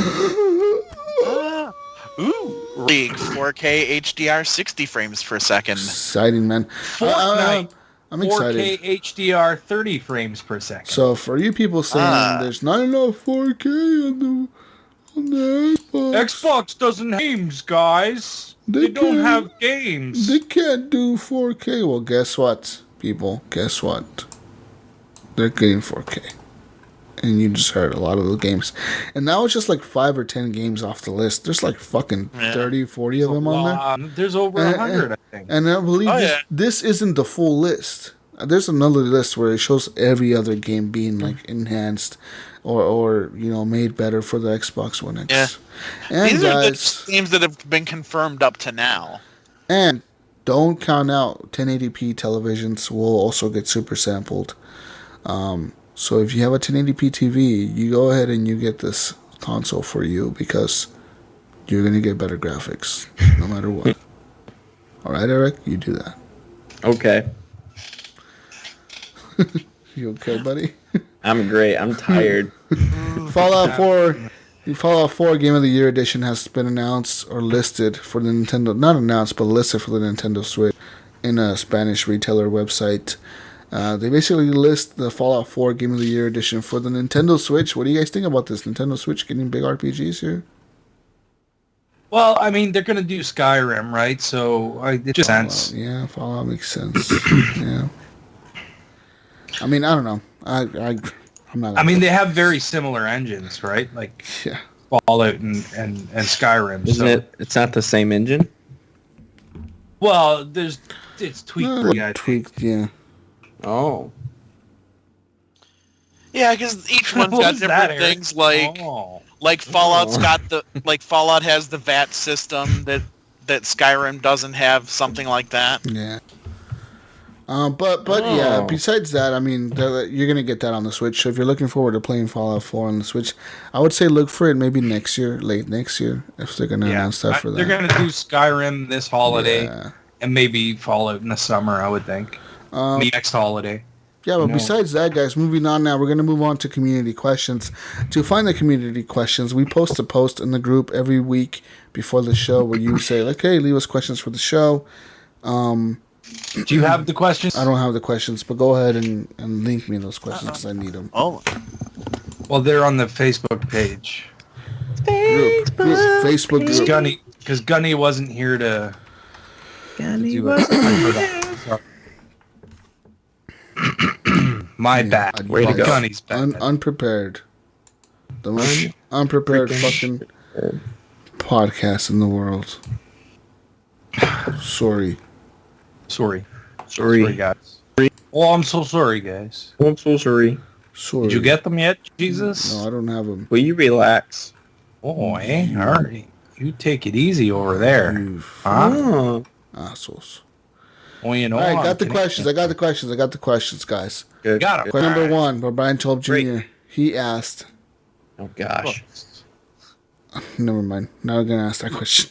Oh, he says, how many of you have decided? How many of you have decided to download the GTA DLC Smuggler's Run? Sorry, Brian, but I just don't play GTA Online. I don't either. I fell off of that community. I don't think any of us do, really. Right? I fell off of that community a long time ago, but I know people personally that play that game religiously. Like, that's all. Yeah. That's all they play. GTA Online. GTA Online. GTA is life. GTA. Hey. Andrew Jack asked, if you worked in a game, what job would you like to have?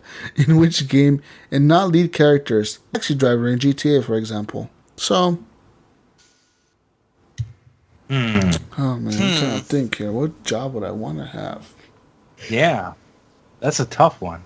I would want to be an announcer for Madden. I'm one of the announcer guys. One of the announcer guys? And I would act like John Madden the whole time. I don't know what I would.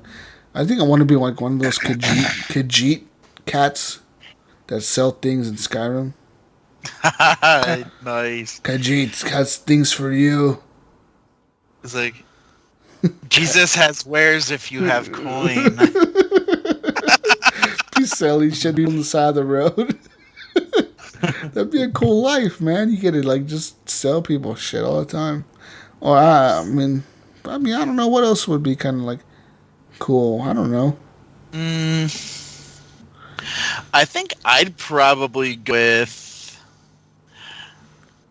like some kind of shopkeeper, like blacksmith or something, like in Skyrim. Yeah, Skyrim sounds like a cool world to live in, right? Like, even though there's dragons fucking shit up all the time, sounds like a world to live in.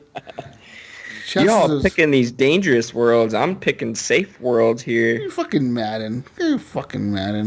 What? Well, either that or I'd be like a driver in Rocket League. There you go. Yeah. No, that's a playable. Oh yeah, no, that's true. Like a mechanic or something. The mechanic. An announcer? The guy that puts the wheels on the fucking on the cars. Pit crew. Yeah. The guy that makes the cheese Skyrim. Oh man, I don't know. I mean, there's so many jobs that you can be in these games. We have played so many games. I would personally have to pick I have to go to my fallback and be like working in CR. I think. Yeah. Fuck yeah. Yeah. Or I just be the guy that's sitting on the slots all the time. I want to be Pathfinder Jesus's pilot and the Tempest. That'd be cool. Flying around the galaxy and shit, just chilling with my fucking Pathfinder crew. Like, hell yeah, man. Cool shit. Jesus. Yeah.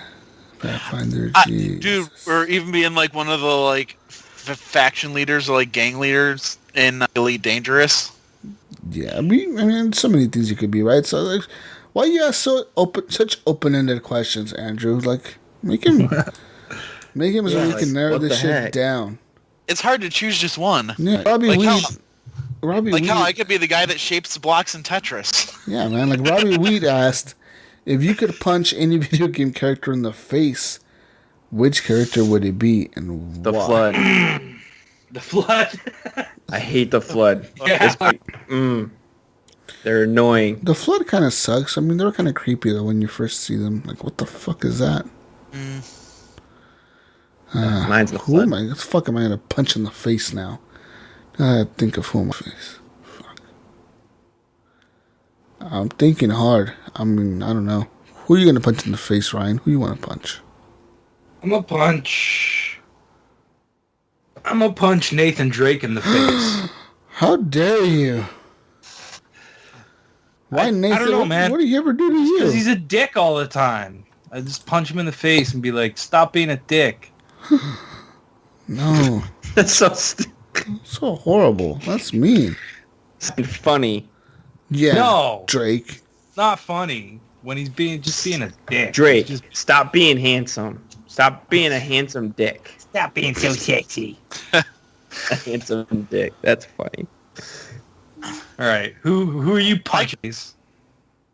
I think I'm gonna punch like anybody from Destiny. Yes. I'm gonna punch all the Guardians in the face. Yeah, All Guardians? You're gonna line them up? While they're up there dancing and shit, you're gonna punch them in the face? Yeah. Like, boff. Man. That'll be moat. Punch you in the face and knock you the fuck out. That'd fucking be cool. I don't know who I want to punch in the... I don't know, guys. There's nobody I want to punch in the face. Well, isn't it the Titans in that game that have that, like, where they, like, punch and slam the ground and do that? Yeah. First thing? They do that, yeah. They do that. Oh, yeah, you punch them and it does that, and it, like, throws them, off the cliff. Do we have any more questions? We do. Josh Erisman asked, do you guys follow esports, and what games would you like to see added to this, and could you ever see it in major games? I know it's in the X Games, but do you think this would be like the Olympics? Not.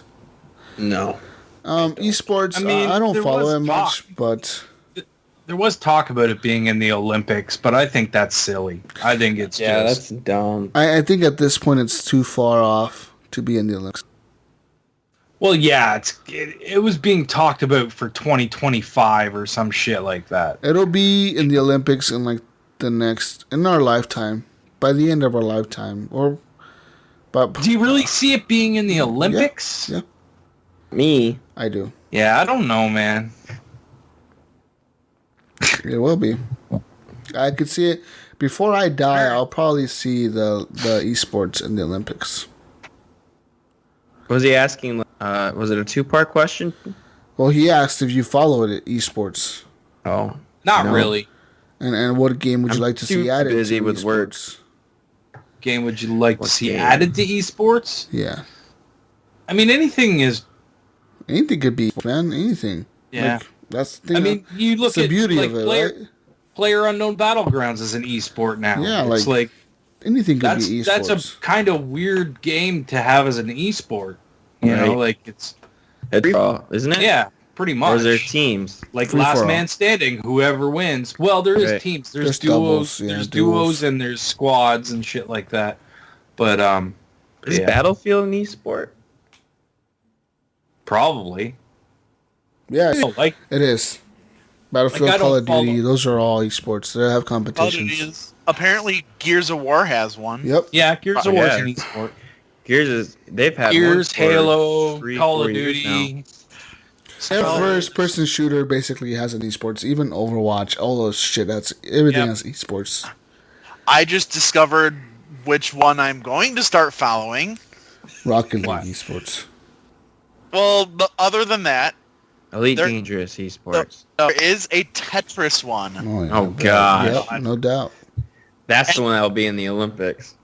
Well, I mean, there's always been classic video game, not esports so much, but there's always been competitor in that. You know what I mean? You look at things like the King of Kong, and there's been people competing in retro games. There's nothing that I want to see added to it. Personally, do you remember that documentary about Pac-Man? I think it was a Pac-Man. It was Atari Game Over. Oh no. It's about these two guys who were like going for like a record of like. That's King of Kong. It was Donkey Kong. Yeah. Oh, was it? Oh, okay. I thought it was with Billy Mitchell and Steve Wiebe or whatever. I don't know. They both look really weird. Yeah. The one guy with the long hair, he looks like a pedophile. As they should. Look fucking weird. Fucking nerds. Next question. Shut up. Next You're question. A nerd too, Jesus. David Snyder asked, who's hyped for Destiny 2?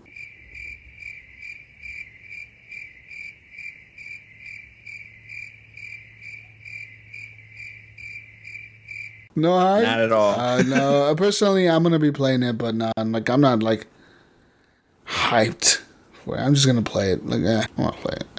Who cares? Next question. Jonathan Hall asked, any video game YouTubers y'all are into? I really like the Titanfall videos by Mr. Teacup and Dude. Way to plug that shit in, Jonathan. You edit that out, Brian. Edit that out. Sometimes definitely recommend. Game Point is my hero. Sometimes I like to watch Angry Joe when he does video game reviews rather than movie or TV show reviews. Mm-hmm. But mostly what I watch on YouTube is frickin' A, Cotton. Good Mythical Morning. The fuck is that?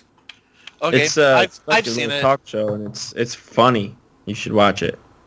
Maybe I shouldn't. Whatever. Don't then. Yeah. I mean, those guys are cool. I haven't watched them lately, but I've seen a lot of their stuff. I don't watch YouTube. Man, I don't have time to watch. Yeah, I don't really watch YouTube either. Esports or fucking shit. If I go to YouTube, I go to YouTube for something specific, and I get it, and I get it. How do I get past this level in Deus Ex? And you Google it. You know what I mean? Like, how do you solve this puzzle in this game? And you Google it, and then it takes you to YouTube. I'm not gonna sit there and watch somebody play games. I want to play games, man. I don't want to watch you play games. I've actually been following a YouTuber lately named Rounded Tic Tac. Just drop that name there. Let me pick this up for you, Rick. Hey, he's a buddy. He's a buddy. All right. I'll beep them out. I'll beep it all out. Beep it all out. No, but anyway, right now he's streaming strictly Fortnite. He used to stream a lot of Smite. Mm-hmm.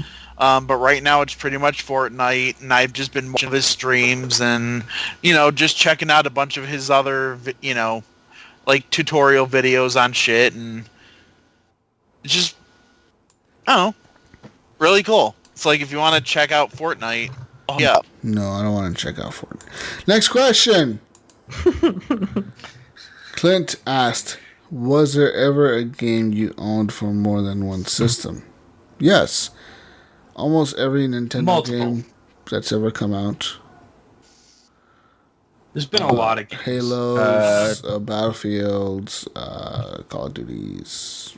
I remember I had The Division for my Xbox and PlayStation, and Destiny for my The part about having multi-platforms as well, you're like, what the fuck do I buy this on? And you buy it on one, then you buy it on the other one. You're like, fuck, I bought this twice already? What the fuck? Yep. Yeah. I had two games specifically in my history. One of them was GTA 5. Yeah. I bought it on PS4 or PS3. Yep. And it corrupted and crashed my hard drive. So I said, fuck this, and I bought it on the 360. And then, again on the Xbox One when I upgraded to that. And then the other one, believe it or not, was a Call of Duty game. I actually had Ghost for 360 and Xbox One when Xbox One first I did too. Yeah. Well, for me, it was I think it was Modern Warfare 2, and I had it for 360 and PS3, just because there was two different groups of coworkers that were playing the game, and I would toggle back and forth between the two. And it's like, all right, let me play with Juan and George this night, or hey, let me play with Francisco this night. Again, dropping those names. Hey, they're coworkers of mine. I can drop their names. Just drop their fucking names on our show. Thank you, Clint. That's it. You're not coming back anymore. You're fired. You're fired. What's the timestamp, Jesus? I gotta be 153. Edit those fucking names out right now. Edit them out. All out. Guys, I got one more question here from one of our listeners. I'm not fired. I'm technically not even legally here. I got one question from our listeners on the voicemails. Check it out. Leave one at 971-31941. Hi, my name is Alicia DeLevy on Facebook. I am married to Yoda the Third. My question is, if you were to get your partner into any games, what would it be and why? Thank you for your time. Here we go, guys. Question time. What would you get your partner into, guys? Something easy. Like something that they can grasp. I mean, like me and Kathy had fun playing like Pac-Man 256 all the time. She loves Stardew Valley. I mean, that's not something we really played together, but she just eats that shit up and loves it. But trying to think what else would be. Lovers in a Dangerous Space Time, which is a little more complicated, but I say really all in all, whatever you both enjoy playing together. That's what you need to get her into. Totally, you man. know Like, what I mean? a good game that I would recommend would be like something like Rock Band or Guitar Hero. Shit that's easy to learn, you know? Like, shit that's easy for anybody to pick up and play. Yeah. Mario Karts and shit like that is always fun, man. Like, all that shit gets people... And that's into like Xbox gaming, but into gaming, like, you don't want to put... Like, if somebody's never played a game, you don't want to hand them a controller and like, here you go, bro. Get into this Call of Duty match and fucking get your ass killed over and over and over again. You know, like, you don't want to fucking do that. And just get frustrated when you don't like doing it. Fucking. You don't want their introduction to be Elite Dangerous. Yeah. Sorry. Press X to pull up the command fucking thing. Press up to request a bullshit. Dude, that game got a seasoned gamer like me to quit it for a while. Yeah, it got me to quit it. Fuck that game, dude. My wife likes to play Crash Bandicoot. I think the games they grew up with, man, like older games that are easy to learn, platformers, shit like that. Well, if you're gonna go old school, I'd do like Tetris or something because that's fun competition. What's up with you and Tetris? Yeah, it's my favorite game ever. Full disclosure, Clint gets paid by Tetris to mention it at least 5 times each podcast. I can't help it. It's my favorite game ever. He gets paid $1 every time he says Tetris. And I'm not gonna lie. I was Rocket League. And he gets paid by Rocket League as well.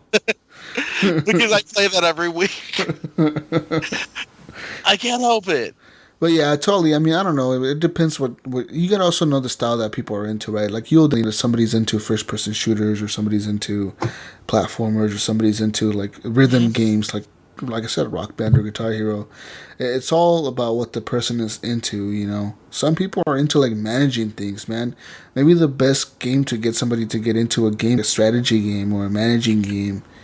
It's just people have different tastes, and you know, my gaming tastes change all the time.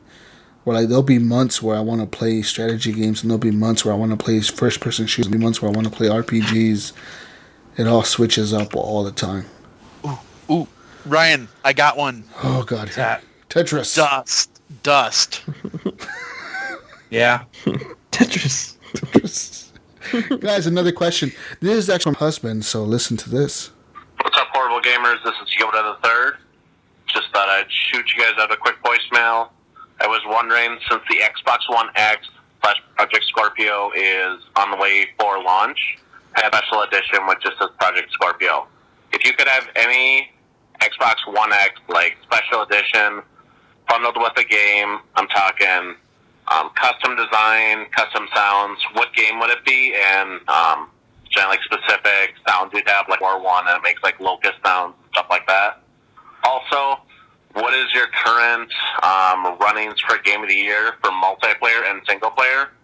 Right now, for multiplayer, it's got to be PUBG. If you're PUBG, I don't know what's wrong with you, but when it comes to Xbox, it's going to be awesome. I hope you guys have a great show, and keep up the good work. Have a good one. Bye. Thank you, Yoda the Third. Is that what this gamer tag is? Yoda the Third? Yeah. Yoda the Third? Thank you for leaving a voicemail, guys. So, a special edition console, what would I have and what would I want?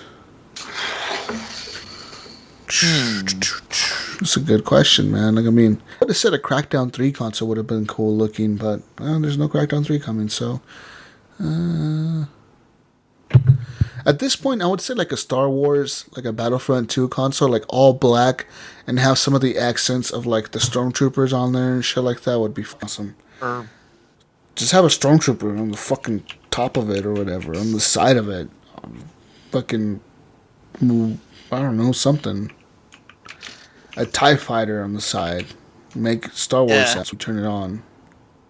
I think a scale-bound Xbox would have been sweet. There's no scale-bound game, Eric. I know.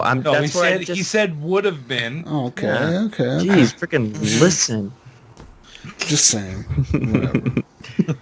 What did I call it before? Dragon Scales. Dragon Scales back. Dragon Scales. Borderlands 3 console for me.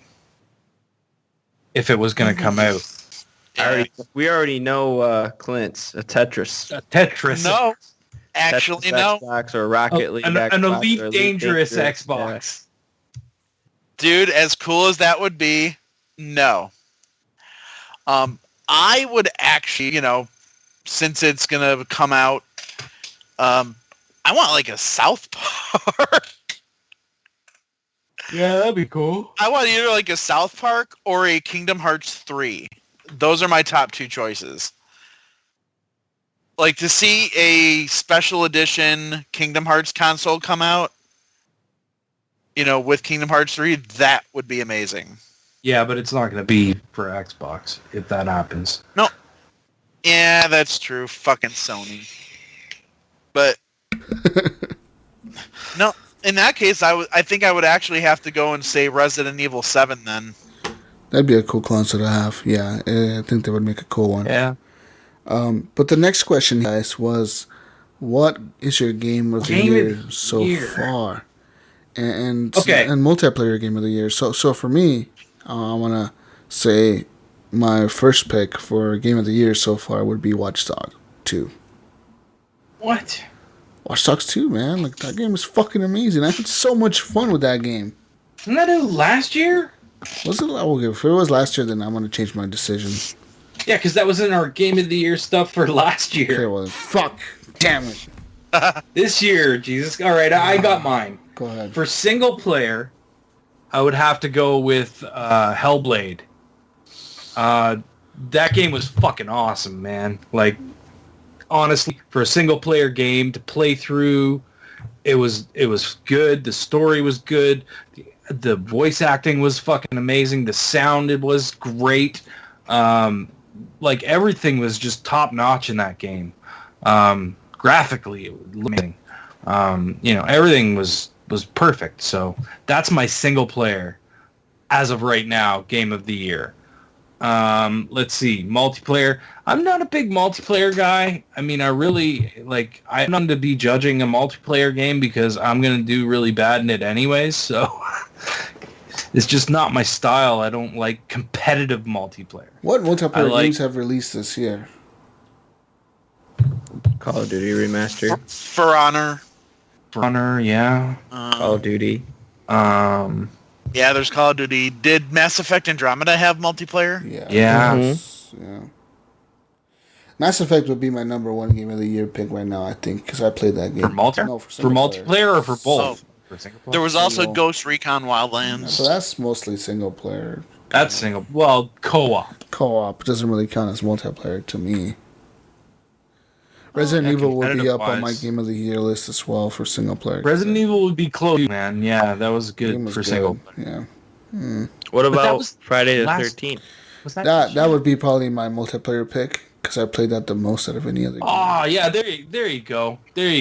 That's something I can get on board with because it's not just multiplayer. It's also got a co-op sort of element to it. But I mean, you can play multiplayer. Like, it is multiplayer, right? Like, you're getting killed and shit. And yeah.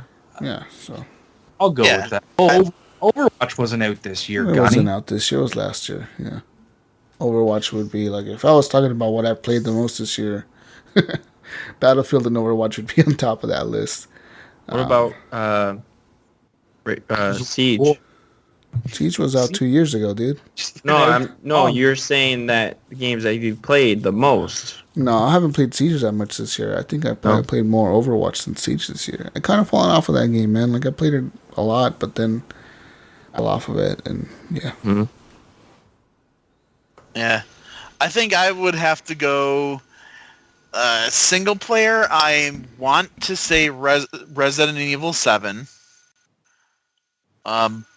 But then multiplayer, I gotta go Friday the 13th. Despite all of the issues that the game has had, it is literally the most fun that I have had in multiplayer sessions when I've been in it in a very long time. And that's an example of a game like Evolve that worked. You know what I mean? With the same sort of gaming structure, but it works. Yeah, the asymmetrical multiplayer, it works there. I think Sea of Thieves is is gonna work too. You know, I don't know. All right, so is that it? We got more? I have so many voicemails. I know. I don't even know what to do with all these motherfucking voicemails. Just play them. Hold on. Let me pull out my next voicemail. Next voicemail here. It takes forever to load up. Hold on. Loading it up, guys. Loading up. What's up, guys? This is Snotter Yo. I just wanted to thank you all for the show every week. It's the best video game podcast on the internet, and also the best community. Yeah. Both show. I'm calling it now. This game of the year, especially after it's enhanced for the X. All right, fellas. I'll catch you guys online. What the hell is wrong with you, Snyder? What the Paladins Game of the Year. Paladins Game of the Year? Really? Horrible Gamers 2017 Game Paladins. Fucking. So I got an actual email from one of our listeners, guys. I'm gonna read it out real quick. It's from Bill Gardner. He says that he's excited to utilize his 4K TV and see some smooth running motherfucking games on his favorite platform, the Xbox. Plus, he loves having all the newest things. He lives in Portland, so represent Portland. Yay, Bill! Yay! He was doing that for the giveaway. I'm keeping track of these because I need to do a giveaway here. So, my random number generator is up. So I'm keeping track, guys. Don't you fucking worry. Another voicemail. All right. 50,000 voicemails this week. Yay! Hello, my name is Rico. My question is, when teaming a hippopotamus, do I absolutely need to have the animal in the water? Or can I team it on land? Oh no. Jesus, why'd you call us? I thought it said horrible Tamos podcast. I haven't played a video game since the Atari Dreamcast. Have a good day anyway. What? Am I high right now? What's going on? What the fuck just happened? That's awesome. Who is this guy? Who was that? I don't fucking know. It doesn't say who it is. It just gets voicemail. That's all I know. It's a voicemail. I get paid to play the voicemails. Awesome. Hey y'all, this here is Carpenter Tim. My question was, I'm gonna build a room addition myself because I'm tight on money right now. Can you help me understand how I frame the door openings? Also, is the method the same for all doors? Yeah. Wait, what? Maybe. Oh man, I misread it. I thought it said Horrible Framers Podcast, not Horrible Gamers Podcast. When I played a video game since Crash Bandicoot You too. on the Sega These Nintendo people. Wii. So, well, y'all have a nice day. Bye. Who are these people? They haven't played video games. How are you guys coming across our phone number? What the fuck is happening? I don't know. Did someone post our phone on some weird forum message board? I don't know what happened there. Yes. Here, so got one more, guys. Oh, there's way more. Hello, this is Brian. I'm calling for Jesus. You totally renamed it. You said if you watched, you could have a chance to win the code.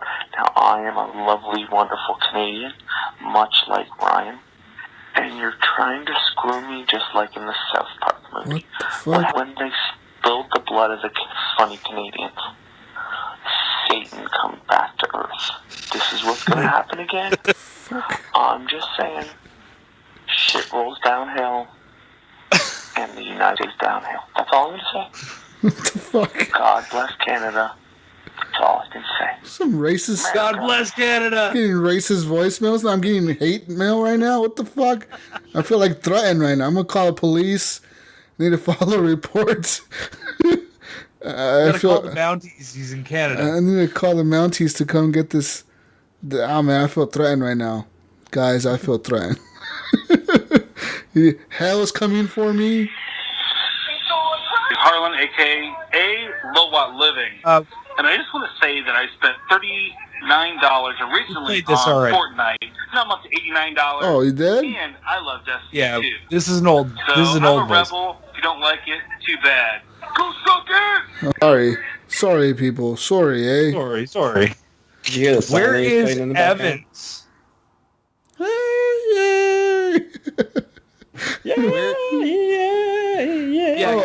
You want Evans? You got $65 voicemail? The voice. Remember the song? We got Evan's song. You guys are about to hear something special right now. All right. Yo. Oh, shit. What up, guys? This is HGP. You know me, it's Evan T. Jesus, Ryan, Ernie, these four guys are super funny. Jesus, the host, he's never late. Until he shows up, we all wait. The Canadian neighbor, they call him Ryan. He knows his shit, he ain't never lying. From the 8 Mile, it's Eric. He's the only guy to play Gears of War with. Gunny, Chief, always keeping it real until he takes his little blue pill. A1 Thick Sauce 69, you'll catch me there. Playing online, Xbox, PlayStation, PC Master Race. We're all gamers, this the best place. Yeah, Evan. That was awesome. Oh, man, that was insane, guys. Okay. So, we need to pick a winner, guys. We need to pick a winner. I need to pick a winner, I guess. So, I'm on random number generator. And I'm clicking a number. I'm going to generate the number. Do you have numbers for all of the names? Well, I'm going to just go off of the way I played them, right? So, 1, 2, 3, 4. Evan's the last number. I don't know how many numbers. 1, 2, 3, 4, 5, 6, 7. Oh, I got 2 more voicemails. Fuck. Yeah, I was going to say there's more. Shit. Oh, let me play this. What the fuck is this voicemail? Hold on. God, more voicemails, guys. I'm lying. It's not over yet. Hey, horrible gamers. What is going on? I'm on Facebook reading you guys are giving away cards, Xbox cards. Come on, Jesus, man. You fucking owe me money, man. Oh, shit. You owe me money. The horrible gamers is doing so good. You guys are just giving away cards. Why don't you just give them to me? You just pay off this debt that you owe. Come on, Jesus. I mean, I've given you a while, man. Dude. Sounds mad at you. I don't know, this I'm is like cool. Sean. This is seriously not cool. I'm really frustrated right now. I know you owe Henley money, you owe Ryan money. You probably owe Eric money. Or at least... Yeah, you do. I don't know for what. Horde mode. So, pay up, dude. Just pay up. We can settle this, in or out of court. It's up to you, man. Fuck, sorry, guys. I don't owe people money. I don't owe nobody money. What's going on here? Wait, I think he, didn't he have a second message? Where is my money? Shit. I was trying to be nice on that last voicemail I left last week. Fuck, he's back. Where is my money, man? Shit. I'm not playing. Call me. You have my number. I know you have my number. Call me, dude. They found me, guys. The people I owe money. Shit. Guess what? You're not going to get no money. You don't qualify to win the $6 because you didn't leave a gamer tag. So, too bad, pal. You can't get your money, guy. Whoever the fuck you were. You asshole. Calling my voicemail. Leaving your fucking voicemails on my shit. Guys, I'm generating numbers. I'm generating all the numbers. And while sure you got all the voicemails this time? I'm pretty sure. So there was 1, 2, 3, 4, 5, 6, 7. Did I play this one? I didn't play this one. Sorry. Sorry, guys. I didn't play this one. Hey, what's going on, Horrible Gamers Podcast? It's Matthew here, a.k.a. Tommy Lipshit. I got a bald head.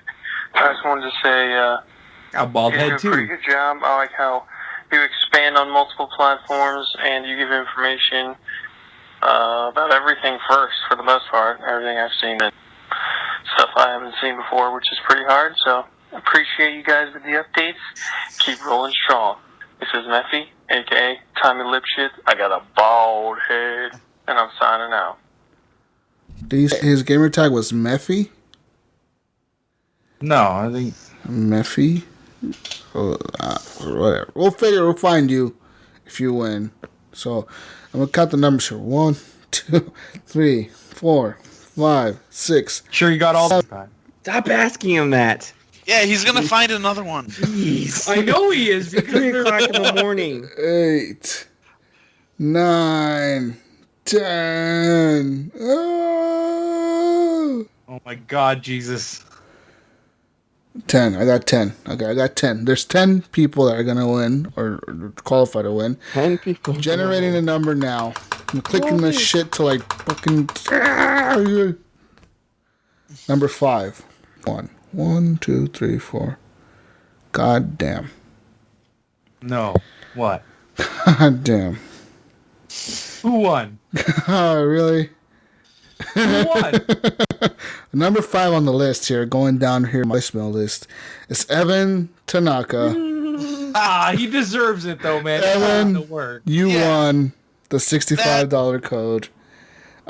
Congratulations, man. I will send you 2 codes, one worth $50, one worth $15. You got $65, and it's coming to you here very shortly after the show. Probably, I'll just go ahead and send that to you via message. Congratulations, man. That was really totally a random number generator, guys. I went to Google and random number generator. I clicked it a bunch of times. I wasn't looking. Stopped at 5. Sorry. Don't be sorry, man. You did what you were supposed to do. But shout out to all the people who left voicemails and you guys, like this show, like I said before, is funded by us, the host. We don't ask you guys for money. We give you the show, and we appreciate you guys listening to us, and that's what we want.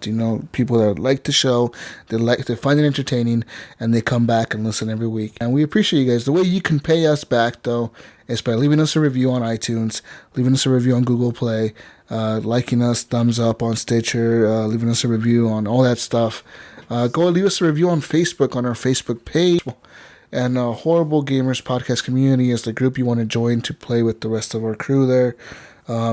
We have, of course, a big HGP crew. I mean, it's us, the host, but we also have Jonathan. He's our designer. We have all the guest hosts. We have a lot of people, that help us get this stuff together. But at the end of the day, it's us who pay for the show to be on the internet. But yeah, congratulations, Evan. I love you. That was a pretty good rap song. You deserved it anyways, Evan. Yes. You put in a lot of work there, man, to record a rap song and come up with lyrics and and have it relevant to shit that goes on. Appreciate it, man. It made me laugh. When I heard that, I was fucking dying, dude. I sent him a message right away. When that came in and I heard it, I was like, dude, I'm laughing my ass off right now. I was fucking dying and listening to it laugh. But yeah, you can, that's the end of the show, guys. Come back next time. We'll have more stuff to give away, hopefully. You can find us. What? Doesn't have Eric have something that he wanted to talk to everybody about? Yeah. What's going on, Eric? This was my last show. Yeah. I had some stuff happening in my personal life, so I had to step down and focus on more important things. So. And we understand. I mean, it's something that you got to do, man, and it's gonna make your life better. Then I'm all for it, man. Yep. You're welcome back here anytime. I'm sure Jesus feels the same. He's got his tissues right now. He's crying. I know. I'm sad. No joke. It's all right. Sad. We're all sad, man. We'll miss you. You'll still be around. Yep. At the end of the day, we talked this over a few weeks ago, guys. We kind of all knew it was coming. And I just got to say, I want to miss you, Eric. You've always been a great part of this crew. And I love you. If you're dying or anything, I'll probably talk to you in the game with you. Yeah, game. I'm totally going to miss seeing your pretty face on the show every week, man. Like, that's something else, it's a different thing. We game together, but getting on this show every week and talking to each other and seeing each other's face, it's different, man. We build a friendship, But we most definitely did. So I'll miss you guys too, but I just gotta. I gotta make sacrifice for people. And I totally understand, and like I said earlier, like we pay for the show. We do sacrifice things, we sacrifice not just money or things like that for the show. We sacrifice our time to be on this show every week. And it's hard. I mean, guys, to be honest, it's fucking 3:00 in the morning right now for me. Yes, and it's midnight for me. Yeah, and 2 for me. So like we, like I had to leave my friend's birthday party early today because, he invited me to his birthday party, but I had to leave it to be on the show. It happens, man. Like we sacrifice more than what you guys think, for the show every week. And it's not like we don't like to do it. I mean, I enjoy doing the show. It's my thing, right? I love doing this, and that's why I do it. But at the same time, it goes to show that like it is hard, and it does catch up to you. It can interfere with your life as well, Yeah. So. Yep. Anyways. Love you, Eric. I love you too. Man. So hopefully we'll see you back on, even as a guest sometimes, or yeah. If you ever want to come back as a guest, even for a few minutes, and like, hey guys, how you been? Drop a fucking whatever, talk bullshit with us, game with us. Screw up the cameras. Screw up the cameras. You're pretty good at that. Eric, I still hate you. I hate you too. At the end of the day, though, Eric, we hate you. I don't hate you, Eric. I'm pretty sure if Gunny was here, he'd be telling you that he loves you and that he misses you. But since Gunny doesn't want to be here because he knows this is your last show, yeah, he's like, fuck that guy. He didn't want to cry on camera. Yeah, totally. Crying, taking his blue pill. Oh God! I go back my wife. Oh man, but totally, guys. That was it happens, That was wrong. Whatever, we have fun. That's what this show's about.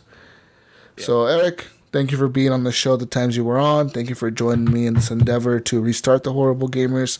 You've been a big part of it, and I appreciate you being part of this. Moving forward, we're not 100% sure if we will replace you. We need to discuss that on the side. So me, Ryan, and Gunny will be talking about this and seeing what goes on. Yeah. Besides that, guys, you can go ahead and follow us on Twitter at _HorribleGamers. Find us on Facebook, Horrible Gamers Podcast Community. Find a Facebook page, Horrible Gamers Podcast. It's a page. You like it. That's mostly for us to see. We just go live every week on there. Or you can go ahead and message us or find us on Xbox Live. Me, personally, I'm gamertag Jesus Walks a Lot. You can find me on there. Jesus Walks a Lot is spelled just the way it sounds. Jesus Walks a Lot. No spaces. Go ahead and find me on Xbox Live, guys. I'll be definitely playing some more Deus Ex this week. Dishonored 2. Hopefully I get back into that. And other games, that come along. Destiny 2. Yeah. And that's it. Enjoy your Labor Day weekend. Canadian, where can we find you? You can find me on Xbox Live, PSN, and Steam under Gib8777. It's right there. It's on the screen. You can see it. Yeah. Right. Yeah. Somewhere. Yeah, right there. It's right there, right there, right there. That's how many sevens. That's how many sevens, right? Seven. And what about you, Clint? You can find me at Vengeful Jedi on Xbox, Steam, and PlayStation. And it's hosted the Geek Dig Podcast, which is at geekdigpod.com. Okay. And Eric, for the last time on the Horrible Gamers. No. He doesn't get to promote himself now. We're going to bleep out all his stuff. I'm kidding, Eric. Go ahead, man. Go ahead. Where can we find you, Eric? You can find me on Xbox Live, Nipless, Twitter, Epic Irk, and then you can catch me on the Nerd of Us podcast, and you can listen to me on there. I'll still be part of the Hush Your Face network, and so yeah. Yeah, it's not like you're not done podcasting. You're just done with us. You don't like us. It's okay, man. No. We get it. We got it. You don't like us. I'll let you really know. What happens is Just kidding, man. Don't it's explain it now. Okay. All right. We love you, Eric. We understand. We're just fucking with you, man. All right. You can have a legit reason. You can still. You before you go. Yeah, man. We gotta give you some shit. People, you can still hear Eric's voice and see his beautiful face, on the internet. Find them, the Nerdowals podcast. Yay! Yeah, dog. And again, congratulations to Evan Tanaka. Those $65 are yours. They'll be coming your way soon. And yeah, he's probably gonna because Jesus is messaging me at midnight. He's gonna delete the message, not open it. Right. Oh man. But yeah, guys, I'm out of here. We'll see you next week on the next week's edition of the Horrible Gamers Podcast. Love you. We say Jesus. Brussels sprouts. Bye. Goodbye forever. Your teeth and go Later. bed. Brush your teeth and go to bed. Am I really that drunk, or is this motherfucker wearing a mask? He's wearing a mask. You're just drunk. Oh, I don't know what you're talking about. How much did you drink? Did you drive? I'm going, Chief. Oh, Gunny. Got a ride. My brother dropped me off. Nice. And he went back to a party. But before I left, I made sure to grab a beer. Hell yeah. Of course. Fucking Bane.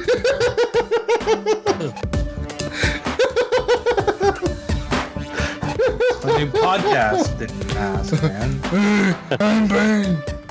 Every time I see you wearing that hat, I feel like you're wearing the Floyd Mayweather hat. You're just missing like the little lines on the side of the M. I'm not wearing a TMT hat. That's what I said. I was like, was that motherfucker wearing a TMT hat? What the fuck? Nope. She didn't. Ryan. Yeah. I love you. Yeah. Do you? Even though you're wearing like a weird mask, I love you. I don't know what you're talking about, man. I love you. Face. I love you in the weirdest is the Canadians that you are. Well, I'm glad you love me so much because we got to talk later. Uh-oh. You're in trouble. Or Clint. Big. I love you too. Big trouble. Jesus. I love you too, buddy. Why do we gotta talk? What the fuck is going on here? Okay. What do we have to talk about, Ryan? Canadian. We'll talk about it later, man. I feel like I'm in trouble now. I don't want to be on the show no more. I feel like I'm in trouble. Oh. It's a Wookiee. Easy there, Chewie. Hey, I can still type, even though I'm a little tipsy here. I gotta do the show, man. You guys all on me because I fucking got the giveaway. Well, you fucking made the giveaway, man. Don't fucking blame us. Well, wait, you could have just given us the code or something. I don't give a shit. It's the Horrible Gamers contest, guys. You guys are horrible gamers. Shit. You're part. It's all a team effort here. You're not part of the team, Gunny. You're always gone. Oh. Just kidding, Gunny. Just kidding. I'm giving you shit. I love you, man. I'm back. I love you. Love you too, baby.